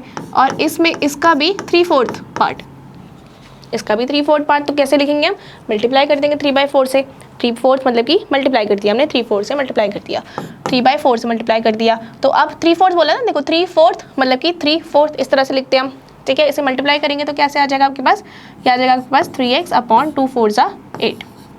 ठीक है, तो इतना जो हिस्सा होगा डियर के ग्रुप का वो क्या कर रहा है, वो खेल रहा होगा। एंड हमें क्या बताया, number of deers drinking water, कितने डियर्स है जो पानी पी रहे हैं, वो है 9। हमें बताया हुआ है कि number of deers drinking water is equal to 9, ये भी गिवन है। अब क्या बताया कि हमें नंबर ऑफ डियर्स निकालने हैं उस झुंड में, उस ग्रुप में कितने नंबर ऑफ डियर्स थे। तो हम क्या कह सकते हैं कि ये सभी जो होंगे वो इसके इक्वल होंगे ना, x के, ये सभी जो होंगे टोटल के तो इक्वल होंगे ना। टोटल का कुछ हिस्सा, टोटल का हाफ हिस्सा जो है, टोटल ग्रुप का हाफ हिस्सा ग्रेस कर रहे हैं फील्ड में, उसके हाफ का भी 3/4 हिस्सा क्या कर रहे हैं, जो डियर्स है उसके हाफ का भी 3/4 हिस्से वाले जो डियर्स है वो क्या कर रहे हैं, वो खेल रहे हैं। ठीक है, एंड बाकी जो बच गए 9 डियर्स वो क्या कर रहे हैं, पानी पी रहे हैं। तो इसका मतलब कि ये टोटल के ही तो इक्वल होगा ना, ये सारे टोटल की तो इक्वल होगा। तो इस तरह से हम लिख सकते हैं अकॉर्डिंग टू क्वेश्चन क्या हो जाएगा, x/2 + 3x/8 + 9 = x। इस तरह से इसकी इक्वल आ जाएगा, क्योंकि ये सभी टुकड़ों में बटे हुए हैं, टोटल ग्रुप का सभी टुकड़ों में बटे हुए हैं, सब अलग अलग जगह पर है, पर इन सबको ऐड करेंगे तो हमारे पास टोटल नंबर ऑफ डियर्स आ जाएंगे ना। तो अब हम इन्हें सॉल्व करेंगे। तो यहाँ पर आपको दिख रहा होगा कि ये क्या है, ये x वाला है, ये भी वो है वैल्यू वेरिएबल वाला है। तो इसका मतलब कि हम इन दोनों को सॉल्व कर लेते हैं। हमारे पास क्या आ जाएगा, 2 और 8 का एलसीएम 8 को 2 से डिवाइड करेंगे क्या आएगा, 4 आएगा, 4 को x से मल्टीप्लाई करेंगे 4x। इस तरह से x 8 और 8 तो एज इट इज़ है, तो इसका मतलब कि ऊपर वाला भी एज इट इज़ रह जाएगा। +9 = x। इसको आगे सॉल्व करेंगे, 4x + 3x 7x के इक्वल आ गया अपॉन 8 +9 = x। अब यहाँ दिख रहा है मुझे, यहाँ पे भी वेरिएबल है, यहाँ पे भी वेरिएबल वाला टर्म है, तो उसका मतलब कि हमें इन दोनों को क्या करना पड़ेगा, साथ में रखना पड़ेगा। तो हम लिख देते हैं 7x अपॉन 8 और इस x को यहाँ शिफ्ट कर देती हूँ, इस 9 को बाहर ले जाती हूँ। ठीक है ना, हम वेरिएबल्स वाले टर्म्स को एक साथ रख लेते हैं एंड कांस्टेंट को दूसरी तरफ शिफ्ट कर देते हैं। तो यहाँ पर x प्लस में था, यहाँ पे आके क्या हो जाएगा, माइनस में। क्लियर, यहाँ पे आके क्या हो जाएगा, माइनस में हो गया, साइन चेंज हो गया। एंड यहाँ पे 9 प्लस में था, वहाँ जाके माइनस में हो जाएगा। अब आगे से सॉल्व करेंगे तो हमारे पास क्या आ जाएगा, देखो इसके नीचे कुछ नहीं है तो 1, मतलब कि 8 और 1 का एलसीएम 80। एंड अब क्या करेंगे, क्रॉस मल्टीप्लाई, 1 से 7x को मल्टीप्लाई करेंगे 7x ही आ जाएगा। इसी तरह से 8 को x से तो 8x आ जाएगा = -9। आगे सॉल्व करेंगे, 7 क्या ये प्लस में है, ये माइनस में है, तो प्लस माइनस माइनस, 8 में से 7 जाएगा, x बचेगा क्लियर, 8 में से 7 जाएगा, 1 बचेगा, तो मतलब कि x ही बचा। एंड ग्रेटर नंबर कौन सा है, 8 है, तो इसका मतलब कि यहाँ पे माइनस लग जाएगा, और यहाँ पे 8 इज इक्वल टू -9। यहाँ पे आपको दिख रहा होगा कि माइनस और minus is equal to left hand side भी है एंड राइट हैंड साइड भी है, तो दोनों ही माइनस जो होंगे वो आपस में कैंसिल आउट हो जाएंगे। तो आपके पास क्या बचा, x अपॉन में 8 इज इक्वल टू 9, और 8 यहाँ पे डिवीजन में है, तो x के साथ x यही रहेगा, और 9 के साथ क्या हो जाएगा, 8 मल्टीप्लाई, है ना, यहाँ पे डिवीजन में था तो यहाँ पे आके क्या हो जाएगा, मल्टीप्लाई में। इसी तरह से x की वैल्यू क्या आ जाएगी हमारे पास, 8 9 72, ठीक है। इसी तरह से हमारे पास x की वैल्यू निकल गई। x की वैल्यू का क्या मतलब कि उस ग्रुप में नंबर ऑफ डियर्स कितने थे, 72, तो number of dears in the heard is 72। Clear है, जो पूछा गया था वो हमने फाइंड आउट कर लिया एंड हमने प्रॉपर्ली लिखा भी है। आपको भी ये लिख के दिखाना है कि number of dears in the heard is 72, यही पूछा गया था और हमने ये फाइंड आउट कर लिया। ठीक है, चलिए वाला क्वेश्चन हमारा कंप्लीट हो गया यहाँ पे। चलिए नेक्स्ट क्वेश्चन देखते हैं। नेक्स्ट क्वेश्चन हमारे पास question number 9, a grandfather is 10 times older than his granddaughter. So बताया कि एक ग्रैंड फादर है जो अपनी ग्रैंड डॉटर से कितनी, 10 टाइम्स बड़े हैं। ठीक है, तो जो ग्रैंड फादर है वो अपनी ग्रैंड डॉटर से 10 टाइम्स बड़े हैं। तो हम क्या कर सकते हैं, हम लेट कर लेते हैं, let the present age of granddaughter की हम प्रेजेंट एज को लेट कर लेते हैं ग्रैंड डॉटर x ईयर्स। ठीक है, क्योंकि हमें क्या बताया है कि जो ग्रैंड फादर है वो ग्रैंड डॉटर से 10 टाइम्स बड़े हैं, तो हम ग्रैंड डॉटर की एज को x ले सकते हैं। तो इससे हमें क्या पता चल जाएगा कि present age of grandfather की एज कितनी होगी, क्या बताया गया, वो 10 टाइम्स है ना, ग्रैंड डॉटर के 10 टाइम्स है, तो उसका मतलब कि 10x है ना, 10 टाइम्स मतलब कि 10x होगा। 10 इंटू में जितनी उनकी ग्रैंड डॉटर की एज होगी उससे मल्टीप्लाई करेंगे, तो 10 इंटू में x दैट इज 10x।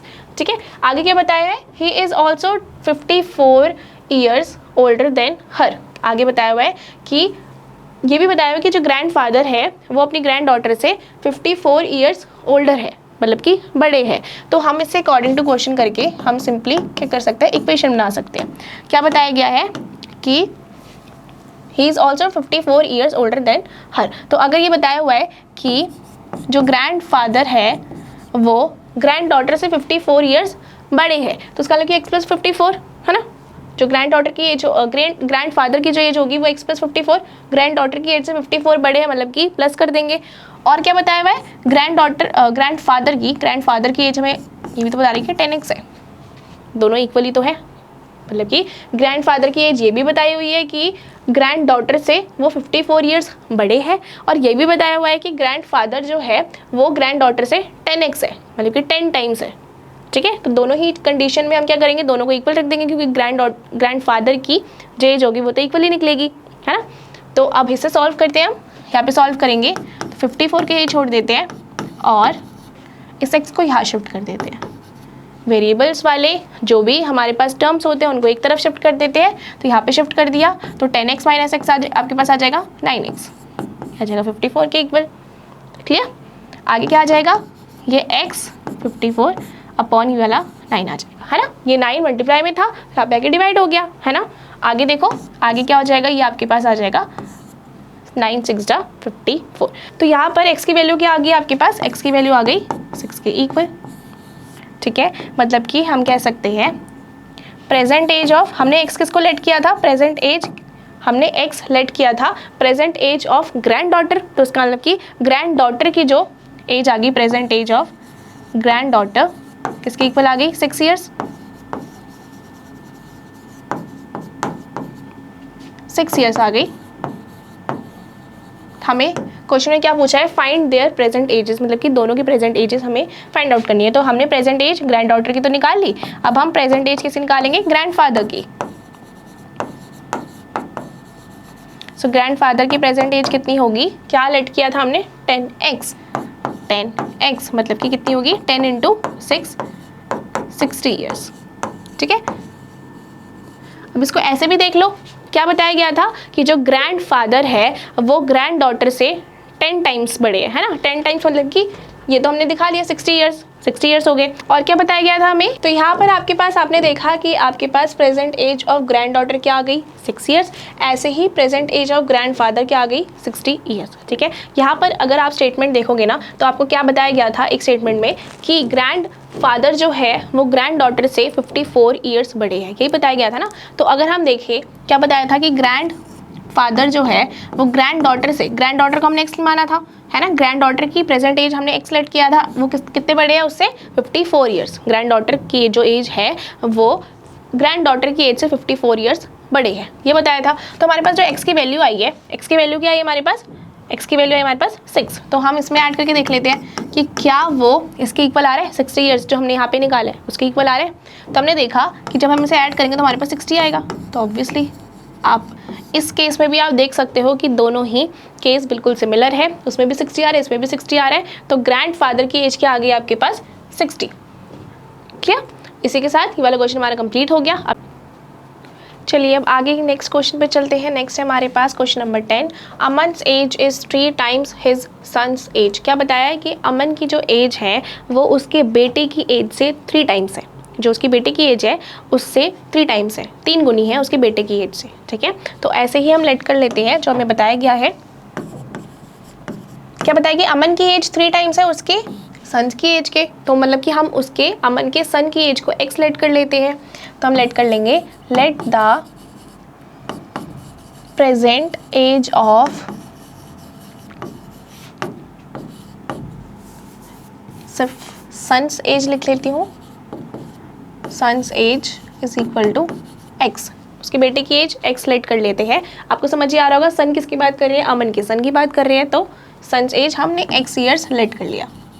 ठीक है, and the present age of Aman's, Aman की एज क्या होगी अब, क्योंकि हमने सन की एज क्या लेट करी है एक्स ईयर्स, इस तरह से अमन की एज क्या होगी, क्या बताया गया है कि अमन की एज उसके बेटे से 3 टाइम्स है, तो क्या होगी अमन की एज 3x है ना, 3 इंटू में उसके बेटे की जितनी भी एज होगी उससे मल्टीप्लाई कर देंगे तो हमारे पास क्या आ जाएगा 3x ईयर्स, ये होगी अमन की एज। ठीक है, नेक्स्ट क्या बोला है, 10 years ago he was 5 times his son's age। तो 10 साल पहले की बात की जा रही है, 10 साल पहले उसकी एज उसके बेटे से 5 टाइम्स थी। ठीक है, अगर 10 साल की बात की जा रही है तो अगर 10 साल पहले की मैं आपकी बात करूँगी, आपकी एज 10 साल पहले कितनी थी, तो आप क्या करोगे, आपकी प्रेजेंट एज से 10 माइनस कर दोगे है ना। तो इसी तरह से हम भी यही करेंगे, 10 years ago की बात की जा रही है, 10 years ago, तो हम कहेंगे अमन एज क्या हो जाएगा, Aman's age will be equal to 3x minus 10। तो यहाँ पे हमने अमन की एज निकाल ली। ठीक है, अब हम क्या निकालेंगे, उसके सन की एज, 10 साल पहले उसके सन की एज क्या होगी, so Aman's son's age will be equal to x minus 10 है ना। उसके सन की एज भी तो 10 साल पहले 10 साल छोटी होगी ना, एक से माइनस कर देंगे 10 ईयर्स। इसी तरह से ये अमन की एज निकल गई और ये उसके बेटे की। अब क्या बताया गया है अकॉर्डिंग टू क्वेश्चन,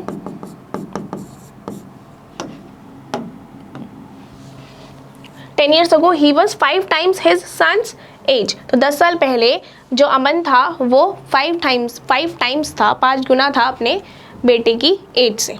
ठीक है, तो यहाँ पर हम क्या कर सकते हैं, ये है अमन की एज और ये है अमन की बेटी की एज। क्या बताया गया है कि 5 टाइम्स थी उसके बेटे के, अमन की एज 5 टाइम्स थी, अमन की एज है ये एंड ये उसके बेटे की एज है। तो यहाँ पे क्या बताया गया है कि अमन की एज 5 टाइम्स थी। अब ध्यान से सुनना, वही चीज़ है, इक्वालिटी की बात कर रहे हैं, इक्वल होना चाहिए। तो उसका मतलब कि अगर ये ऑलरेडी 5 टाइम्स था तो हमें इसको 5 टाइम्स बनाना पड़ेगा ना, तभी तो इक्वल होगा, बैलेंस बनेगा। तो उसका मतलब कि हम 5 टाइम्स किसको कर देंगे, इसको।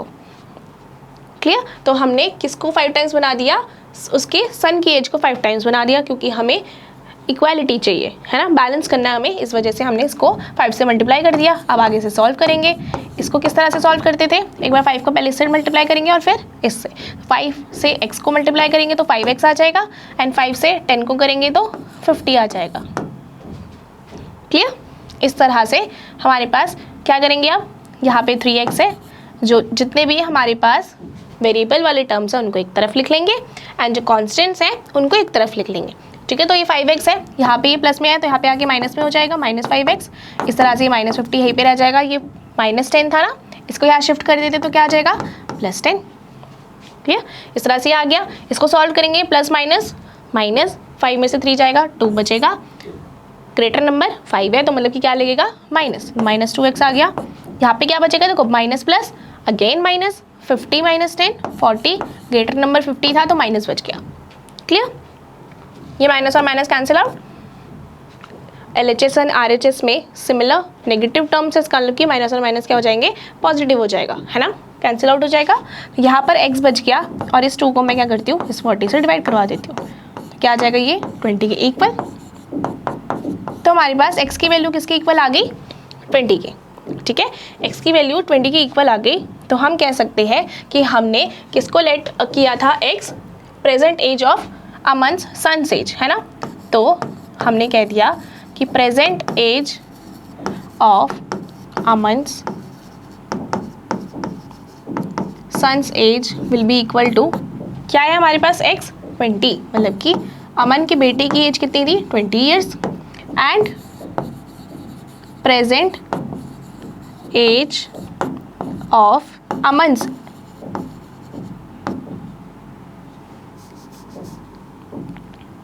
प्रेजेंट एज ऑफ अमन, ये अमन सन और ये अमन कितनी है, क्या लेट किया था हमने 3x, मतलब कि उसके ट्रिपल था, मतलब कि 3 × 20 तो आ जाएगा 60 ईयर्स। इसी तरह से हमने ये क्वेश्चन सॉल्व कर लिया। हमसे पूछा था कि उनकी दोनों की ही प्रेजेंट एज फाइंड आउट करनी है, तो हमने क्या कर लिया, प्रेजेंट एज फाइंड आउट करने के लिए बोली थी फाइंड देयर प्रेजेंट एजेस, तो हमने फाइंड आउट करी। कैसे, हमने जिस तरह से हमें क्वेश्चन में बताया गया था उसी के अकॉर्डिंग हमने स्टेटमेंट्स बनाई, इक्वेशंस बने, एंड इक्वेशन को सॉल्व करके हमारे पास क्या आ गया, अमन की एज आ गई 20 ईयर्स, एंड अमन के बेटे की, अमन के सन की एज आई है 20 ईयर्स, एंड अमन की एज कितनी आ गई 60 ईयर्स। क्लियर है, इसके साथ हमारा ये वाला एक्सरसाइज कंप्लीट होता है यहाँ पर, एंड अब हम मूव कर रहे हैं हमारी नेक्स्ट एक्सरसाइज की तरफ।